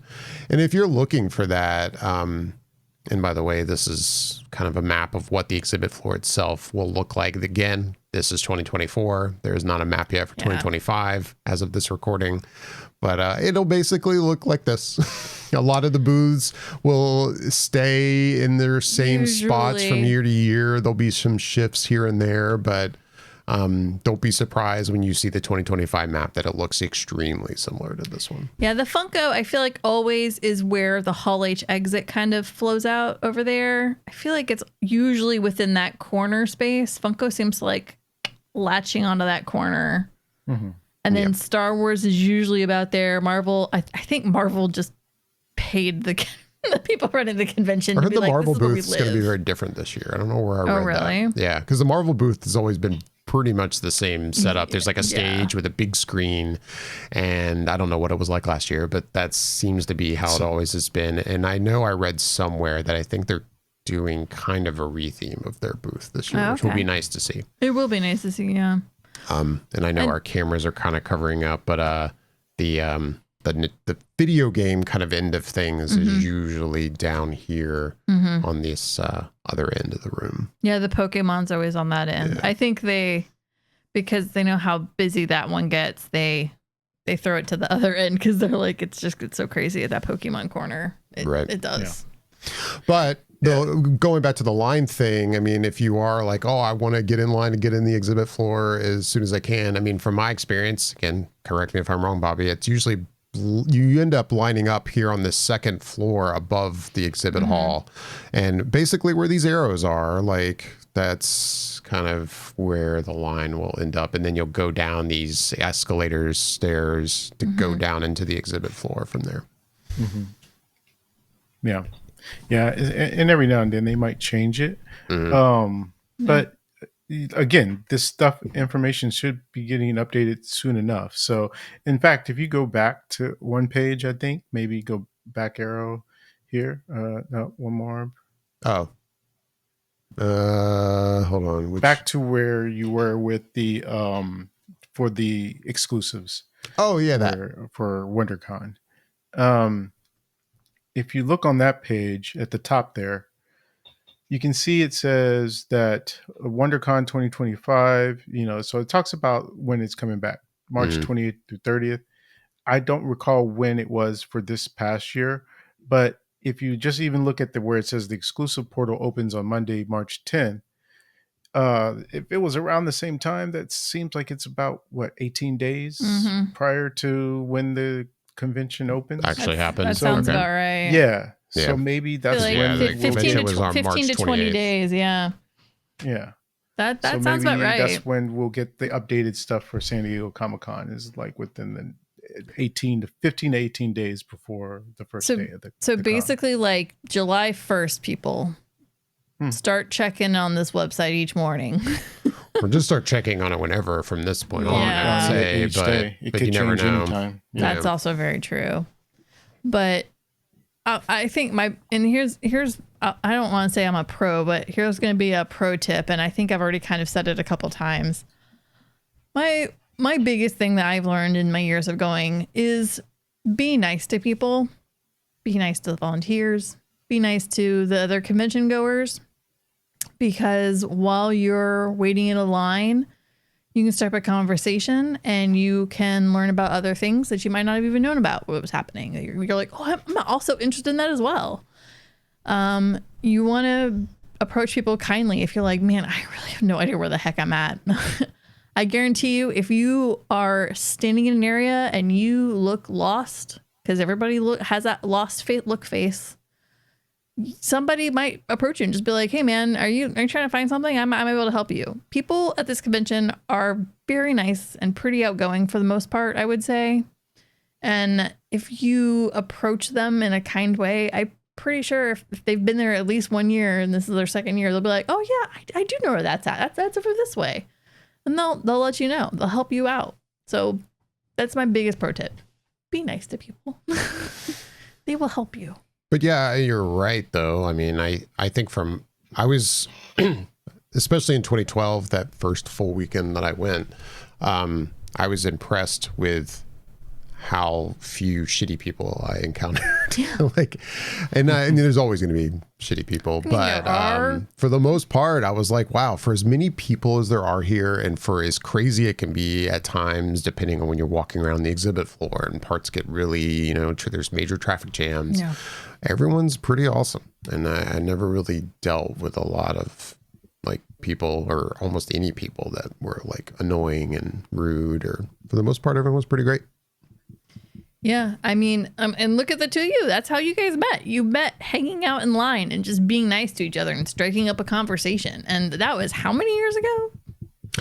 Yeah, and I'm not someone that is like super outgoing in public. I'm pretty to myself, and I don't know. I felt comfortable talking to the guy next to me, and it worked out pretty well. Yeah, it did.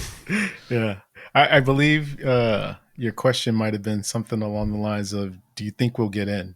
Yeah, I think so. And that's what started it all. Pretty much. Yeah. I think you're absolutely right. That's how it started. We were like way back in that like park behind the convention center, I think, at the time. And I had no idea what I was in store for. I'm looking at this line that's reaching back to the water. And I'm like, do I have any chance of getting in there? And I don't remember if I asked you first, like, hey, have you done this before or what? But yeah, basically I was asking you, like, do we stand a chance? And you were like, oh yeah, we're going to be fine. I'm like, really? Are we? Because it doesn't look like it to me, but okay. And it did. We were pretty far back in the room once we got into Hall H, if I remember right. But but at the same time, and go back to the Hall H thing really quick. If you're like, oh man, I gotta be up front, I'm like, sure, being near the stage is awesome. It is cool. Michelle knows well. She sat like front row one time with a press badge, and and it was great. And I've been right next to the stage with a press badge in the past. But we've also been in the back of the room. Oh, and with all the screens and everything in there, it really doesn't matter where you sit. As long as you get in the room, you'll have a good time. I will say, one, Hall H is always a good time.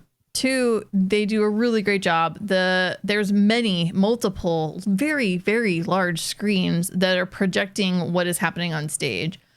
And so even though you could be in the back and the stage looked really tiny, really far away, you just look up a little bit and you probably have a screen right in front of your face, and it's crystal clear.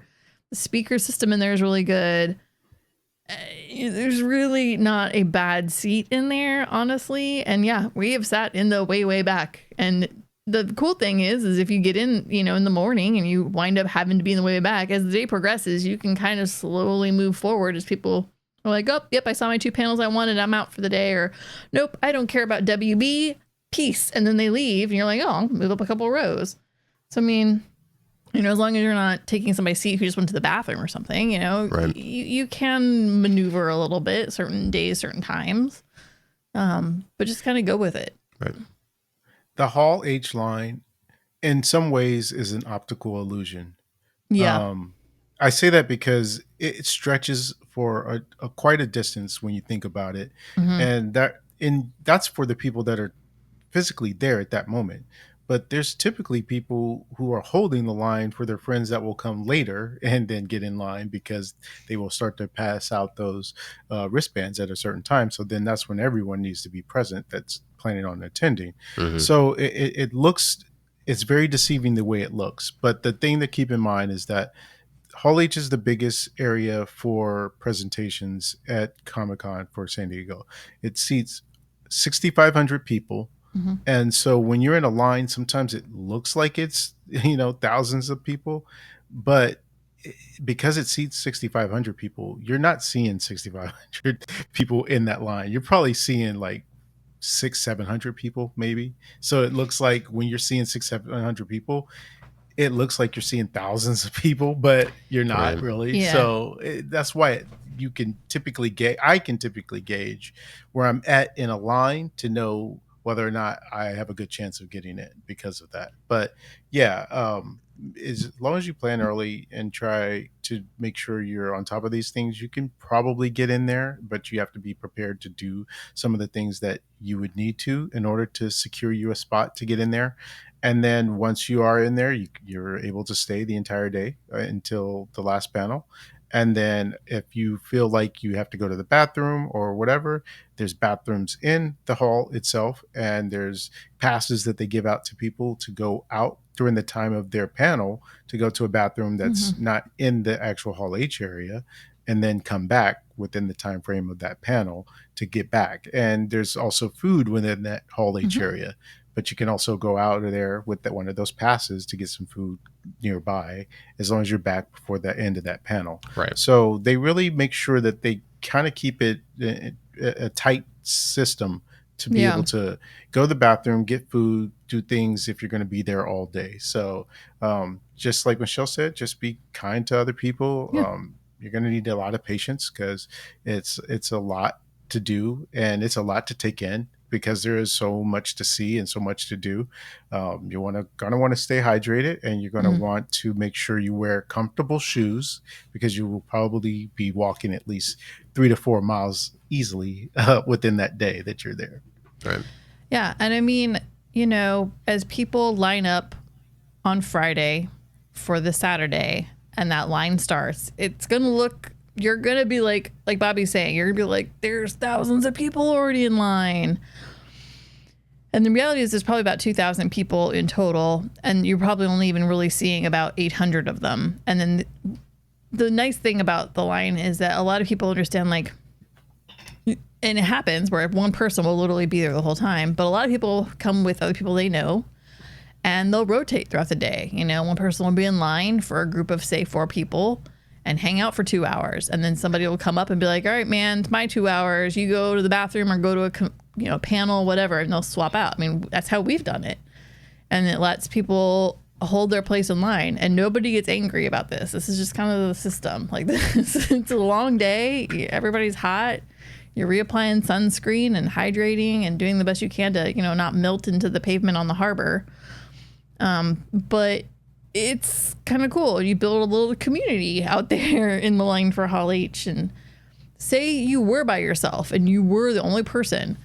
I guarantee you, if you were just nice to people in the front back, you'd be like, hey guys, I gotta go to the bathroom and go get a snack. Can you guys just, I'm gonna be 30 minutes. They're gonna be like, yeah, man, do what you gotta do. Like, nobody's gonna take that person's spot. Like, they're not gonna close the line in on you. Like, I've never seen people do something that horrifically a-holy ever. So Yeah, like if I feel confident, Yeah. if I was by myself in that whole H line, if I needed to run out, I mean, I could have asked Bobby or the person behind me. I think Bobby was technically in front of me. I don't, not that matters, but I could have asked probably the person behind me and be like, hey man, I need to run to the bathroom. I'll be right back. But like, of course. Yes, Yeah, you'd be that's like, cool. man, I gotta go to the bathroom and I gotta get a snack and some more water. I'm dying here. And they'd be like, dude, and you'd be like, I'll be back in 30 minutes. They're like, it's cool. Like nobody, everybody's kind of a community and everybody's there for the same goal and nobody's there to try to cheat another person in a way. You know what I mean? Like that's not what's happening here. So I would say if you're by yourself, feel confident that you'll be okay. It's gonna be all right. I had noticed when I was looking at that Hall H information on the Toucan blog, and again, this is for last year, like it does go out of its way to mention like someone must be present at all times. You can only hold the space for no more than 2 people. I don't think they really police that in any way, but and it's really, I think it turns into more of a situation of how the people around you are handling it. Yeah. Not so much as someone like some volunteer walking the line and making sure like, hey, you can only hold 2 people per person that are here. But it's just something to note that they at least try to say that officially, but I wouldn't be too worried about it. I wouldn't be too worried about it. I mean, I'm saying this, I know that we're pretty nice people, I think, because I remember there was one year we were out there and there was this couple in front of us and it was just the 2 of them. At one point, they both were like, we got to go to the bathroom and go to get dinner. And we were like, have a good time, have a good dinner. And they like left and came back like an hour later. And then like an hour after that, the badges were coming out, But there's go ahead. I was just gonna say, like I think most people are kind of like that, And I get what they're saying. I see what's happening here on the screen, and yeah, I get that. That is a good rule, but I don't think it's anything that's enforced heavily, unless you're just being a total d-bag in the line. Well, I was gonna say to the other end of things, don't be a dick and be like, hey, there's one person here, and then like a group of 20 people show up to like jump. Yeah, don't in be with that. Like, Don't be that group. There's a way to be. That's a bit much. Yeah, don't be that group. I mean, for us. We were a group of 4 or 5 people, I think, some years. And yeah, it'd be like 2 people would hang out and then the other 2 people would go do stuff. And then we'd all kind of rotate here and there. And I mean, a lot of times it was just one person hanging out in the there was line. times it was just one of us, yeah. But then, yeah, it was only 3 others of us that were showing up to jump in. It wasn't that big of a situation. I would say comfortably, I think most people would be cool with if they, especially because again, you probably have people in your group that are going to rotate you, tag team and be like, hey man, it's your turn to go to the bathroom. It's your turn to go get some lunch. Go see a panel. And people will rotate. So you do see people in their group. I would say more than about 6 people though, you're kind of teetering on your group's starting to get a little heavy, when you start getting to the 7, 8, Right. especially when you get into double digits, we might be like, hey man, what's happening here? How many people you got? Yeah. There's faces here I haven't seen all day. And I've been here all day. But that doesn't really happen in my experiences in the past. I would say that's not traditionally what happens. So. Anything else about Comic-Con that we haven't touched on? I feel like there's so I feel like we've touched on the big ones though. I mean, we talked about food. We talked about Hall H. I mean, I don't think do they still do the whole like, especially like when you're in Hall H, and I think this happens in Ballroom 20 where you get the little tickets for an item. Do they still do that? They do. They do, yeah. Last time we went, we were given a poster ticket and we just never went and picked it up. We weren't there last year, so I'm making sure that this isn't something that has changed. But yeah, like I know I didn't even know what the hell was happening my first year. I had no idea. There's stuff I probably never picked up because I was in Hall H and I'm getting these little tickets that are being like handed down the line, or maybe it happened first in Ballroom 20. And I'm like, what's this for? And I don't know. I was just so like overwhelmed with everything going on at the convention that I'd never really asked. And then next thing I know, oh yeah, like this is good for like some free item at the like whatever they call that room where they give you. The Marriott, the pickup I think room. It's usually at the Marriott. I forget, it's got a name, and I can't remember the name of it. It does. I think it starts with a C for some reason. Yeah, I can't think of it. Anyway, it's like a free promo item that only is available if you went to the convention and you went to that panel Or it might be a poster, sure. Like say you're in a panel for Shogun, and it's like, okay, you get this ticket, and then you'll go and they'll give you some item, probably Shogun related, some promotional thing, either a shirt or a poster or who knows what. So yeah, if you're wondering what that is, because I sure as hell didn't know, because nobody explained it. They're just like, I'm in the middle of a panel and they're just handing me this thing, and I'm like, what's this for? So anyway, something to know. Yeah. Yeah. Yeah, that's like the name of the room is like at the tip of my tongue. And I know. I think know. of it. It's like bugging me. I always get like that. Anyway, But- I can't remember it either. I don't know. And I could be wrong, but I feel like in the past, that room has been located over in the Marriott, and I they think, could every easily year I've move done it. They it's could been in the easily move Marriott. it, but I think it's usually over at the Marriott. Where like there's like video game playing over there, isn't there? Yeah, there's like a room and there's like video Yeah. games and stuff. Yeah, yeah. See, there's you go to the Marriott. There's video games you can go play. This is true. Cool. Hang I out. know in it air has an conditioning. official name, but I used to just always call it where we go pick up our swag. But I don't. That's just It what doesn't we would matter. call I it, mean, but it was like a. Now it's just specific gonna name bug for it. me. Is the Yeah. official San Diego Comic-Con shop still over at the Marriott? Because I thought they were like next door to each other. Or did they move it? Last I've seen, I think it was still there. Yeah, because that's where I got this shirt. Yeah, I think that's where it was. Okay. And sometimes you can pre-order things and then pick them up there. Yeah. But you can also just shop there too. Yeah, I was trying to like dig into that before we did this record, because I feel like that's also kind of changed from year to year, and there doesn't. I know I've seen like an announcement of like what all the merch for 2025 is going to look like, but it doesn't seem like they're taking orders yet, from what I can find. Because like now Comic-Con has like a full-on website that you can just buy from all the time, which I don't think used to be there. Where you can, like right now you can still buy like Comic-Con shirts and stuff from previous years. I don't think the 2025 stuff is there yet. But yeah, in the past, I know I like ordered ahead of time and then I would just go pick it up over at the Marriott. But you could get in a line and buy the stuff on site. But I don't know if that's still how they handle it or not. I feel like that's the way it was running in 2023. Probably, yeah. So I mean, I'm assuming it's the same way. trying to I'm think. still trying to think of that room name. I'm going to figure this out. My other, okay, here's another thing. So I'm gonna jump back to food a little bit. So I know we talked about how at the end of the day, like us as a group will go out into Gaslamp and go get a nice dinner, right? I would recommend, if there's any place that you see that you really want to dine at, make a reservation early. Like, so say Thursday you're walking around Gaslamp and you're like, oh, this would be a cool restaurant to go to. Oh, we should do this Friday night. Get a reservation. Otherwise, be prepared. The restaurants in the Gaslamp, you will have an hour or two wait for dinner sometimes. Now, sometimes you can look out and you can go right into a restaurant. They might be like, oh, it's 10 minutes. And you're like, great. Other times it could be that they're complete. There was one year we waited like an hour or something for a restaurant. Yeah, it was a while. And so that could happen. And that's just kind of the name of the game. So if there is a restaurant that you're like, oh, I got to go to this restaurant in San Diego. I got to go to it. Try to get a reservation if they do reservations, because it gets busy. It gets very, very busy down there. Either that or be prepared to eat later than you would normally eat dinner.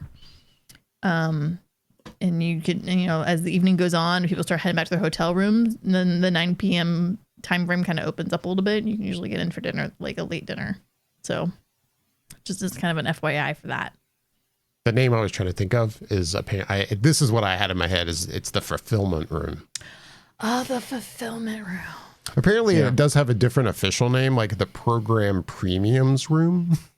Never heard it referred to as that. Rolls right off the tongue. But Yeah. I know, because I mean, Bobby, you knew somebody who would like volunteer in that room for a while, didn't you? Yeah. And I think Yeah. that's where I remember hearing the name is the fulfillment room. Anyway, I had to get that off my chest. Yeah. Figure that out. Yeah. I almost earlier said the room of requirement, but then I didn't say it. Yeah. Because I feel like I was like, room is in there, and I'm like, I'm going to say the wrong nerdy thing. Right. Yeah. I'm trying to think. What other things? What are any other really weird loosey-goosey? Do you have any questions in the chat, maybe? I know we've been on for a while, so we probably don't have any people in the chat, but... No questions yet. Well, I'm just trying to think of anything else like I said, at the end of the day, traffic can be a little bit heavy getting out of that downtown area. Again, be patient. It will move. Yeah, I'm trying to think of anything else we haven't touched on. And nothing's coming to mind. I'm trying to be better this year about keeping up with the whole unofficial blog and like paying attention to the offsite stuff, because that's something I've never dealt with. I've gone to the offsite stuff in the past, but I've never like looked into it ahead of time to like make reservations for something. And I'm and it sadly, it only more recently, kind of prepping for this show, kind of popped up in my head. I'm like, oh yeah, I haven't done that at all. And luckily, there's a lot of it I don't think is like really started taking reservations yet. Versus like, you know, there's some things like I pointed out, that Malibu Barbie thing, I guess that's a paid for thing. Right. There's stuff like that that's you can make reservations for. But I want to try to be on top of that this year and make sure I don't get disappointed by some offsite that I was like, oh man, I really wanted to do that, and it's like a 2-hour wait, and I don't want to wait 2 hours. Or a 3 hour, 3 or 4 hour wait. I mean, right. And that's all I say all this, like, we've obviously done offsite stuff. There's stuff that we've waited in line for periods of time. Like I said, we waited for the Paramount Lodge in 2023. That was, I forget how long we waited for that. 2 hours in the sun. It was a while. That was hot. It was hot. Yeah. And, you know, but in the end, it was really kind of cool. It was a cool little event that they put on. And I feel like, I don't want to say like, oh, just waiting out in the sun for 2 hours and it was totally worth it. But it was like, oh, it was enjoyable. Like at the end, I was like, we I'm get not like like a free really cup drink or two in there. And, yeah, we got 2 free cocktails. There were some snacks. And there was like a food ticket, food ticket and 2 free drink tickets or something. Yeah. Like and then there was a couple little free items you got to leave with, and like the cup that you had the drinks in. And, you know, I mean, it was kind of cute. It was fun. Like, and that's kind of how all of them are in a way, you know? But there are times that you'll go to them and they'll be like, yeah, our line, we were tapped out. We queued everything up. And by noon, we knew that what we had queued was going to last all day. And they'll close the line. They'll be like, that's it for today. And that happens sometimes. And you have to be prepared for that. That's not to say that you're not going to get to go do that cool stuff. And it's not saying that you have to, you know, prepare in advance and make a reservation. I think if you really want something, try to get the reservation. Otherwise, just be prepared to hang out and wait. You'll eventually get in. Yep. Still thinking, I can't think of anything else. I mean, not to say we've covered everything. We definitely haven't. So we've covered commuting, hotels, food, panels. Yeah. Free stuff. And yeah, there's lots of, I would say too, I mean, you know, the panel schedule is not out yet for this year. Definitely check it out. I mean, you may be going into San Diego Comic-Con with the mindset of like, it's just like big panels, and there are a lot of those. You know, going back to trying to compare it to like other conventions, if you've been to other pop culture conventions and this is your first time going to San Diego, I think the big difference you're going to see, and you're probably already expecting this, but you know, I'll use MegaCon since it's local as an example, but I know a lot of conventions are just like MegaCon or like say other fan expo conventions. Like you've got a bunch of celebrities that they'll invite and get to come to the convention. And for the most part, these celebrities are going to these conventions kind of on their own accord. Like they're doing their own thing, and they'll end up, if it's a bigger celebrity, they'll get a panel, and it'll usually be like a Q&A type panel where a moderator is asking them, you know, maybe what they're up to and working on, but then like they'll take questions from the audience. And this is pretty par for the course, I think, for most conventions. But then like San Diego, for the most part, yeah, there's a ton of celebrities that are going to be there, but they're there really like kind of at not at the mercy, I don't know if I'm wording this correctly, but like there for like specifically for promoting, say, Superman or whatever.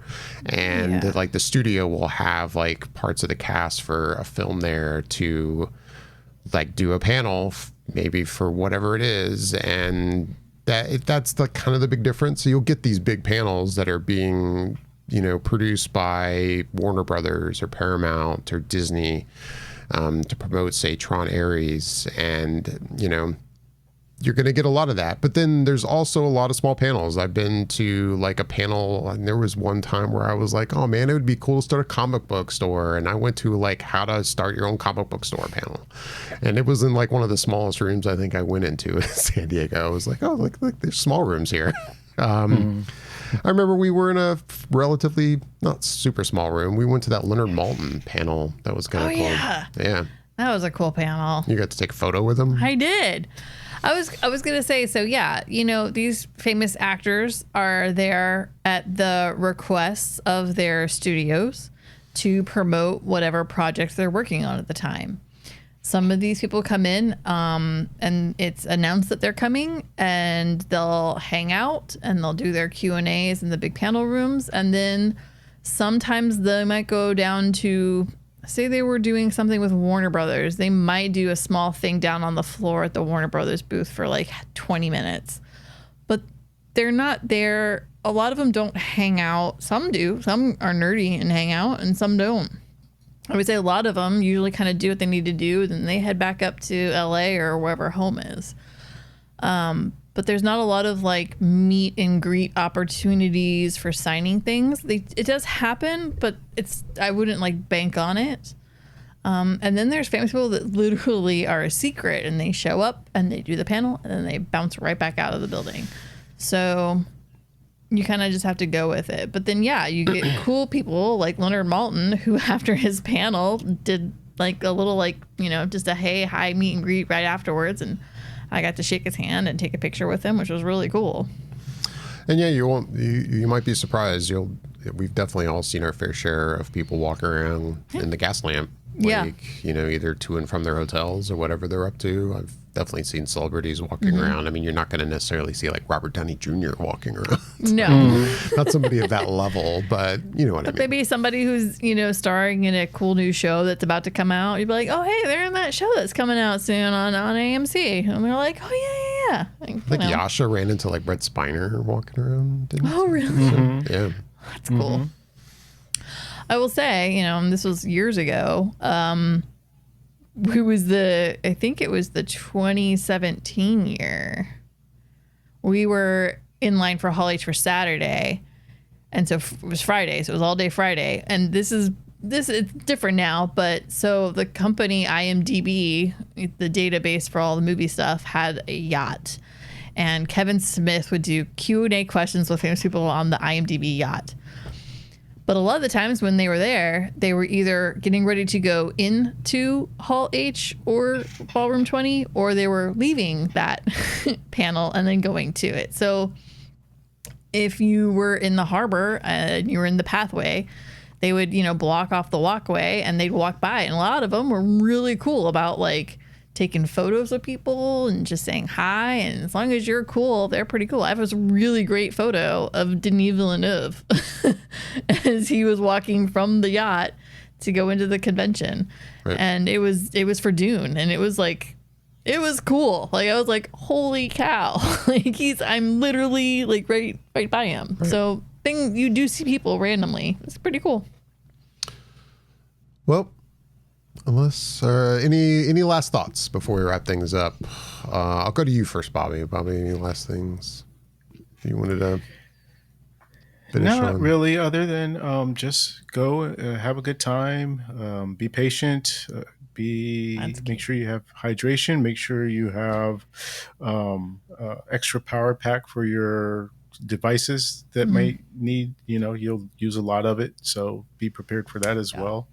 And just make some friends. If you don't have anyone that you came with, or if you have a group, then plan out some things and just go down into the gas lamp and have a good time. Yeah. Michelle, any last thoughts? I mean, I'll piggyback on what he said, you know, make sure you're hydrated, or, you know, make sure you got your sun protection for when you're outside, snacks, power banks, and honestly, just, you know, patience and kindness. Like I've said multiple times, it will take you very far during your convention. A little bit of patience, a little bit of kindness will go a long, long way. And I think if you kind of go with that mindset, you'll have a pretty awesome, successful con. I don't think you could go wrong. Yep, I have nothing really different to add either. Just go have a good time. I had a great experience that first full weekend I went, and I went by myself. You know, we go as a group now, and it's great to be there with friends. But those first couple years, I was there alone. I mean, really, I guess the second year I wasn't, because I had met you, Bobby. So I know we met up again that second year. But that first year, I was just really there by myself, and I had a blast. And I'm also someone who's I don't usually have an issue hanging out by myself. Maybe you do, but I think even if you are going alone, you can have a great time. And like you guys said, just don't be afraid to talk to people and meet people, and you'll probably make good friends and enjoy the con. It's very different from most of the conventions. And, you hear this a lot, especially I think in Dragon Con circles, and we love Dragon Con. Dragon Con is fantastic, and I will continue to go probably every year. But it's a very different convention than this, and I love them both. It's not a competition. So yeah. Even if you don't have a badge, you can just go and vibe out. There's people that are in cosplay having a great time at this convention, and you can just people watch and hang out and just see it all kind of go down. There's just cool stuff that happens. Yeah. So, if you're watching this in the future on YouTube, we would love to hear from you. Please leave any questions or comments down below. Let us know your tips or your thoughts on what we chatted about, and we'd love to hear from you. You can also find us on Instagram and Twitter at Flickr_effect as well. With that, I'm David Lott. I'm Bobby Jackson. And I'm Michelle Hillard. Thanks for watching, everybody. Bye-bye. Bye.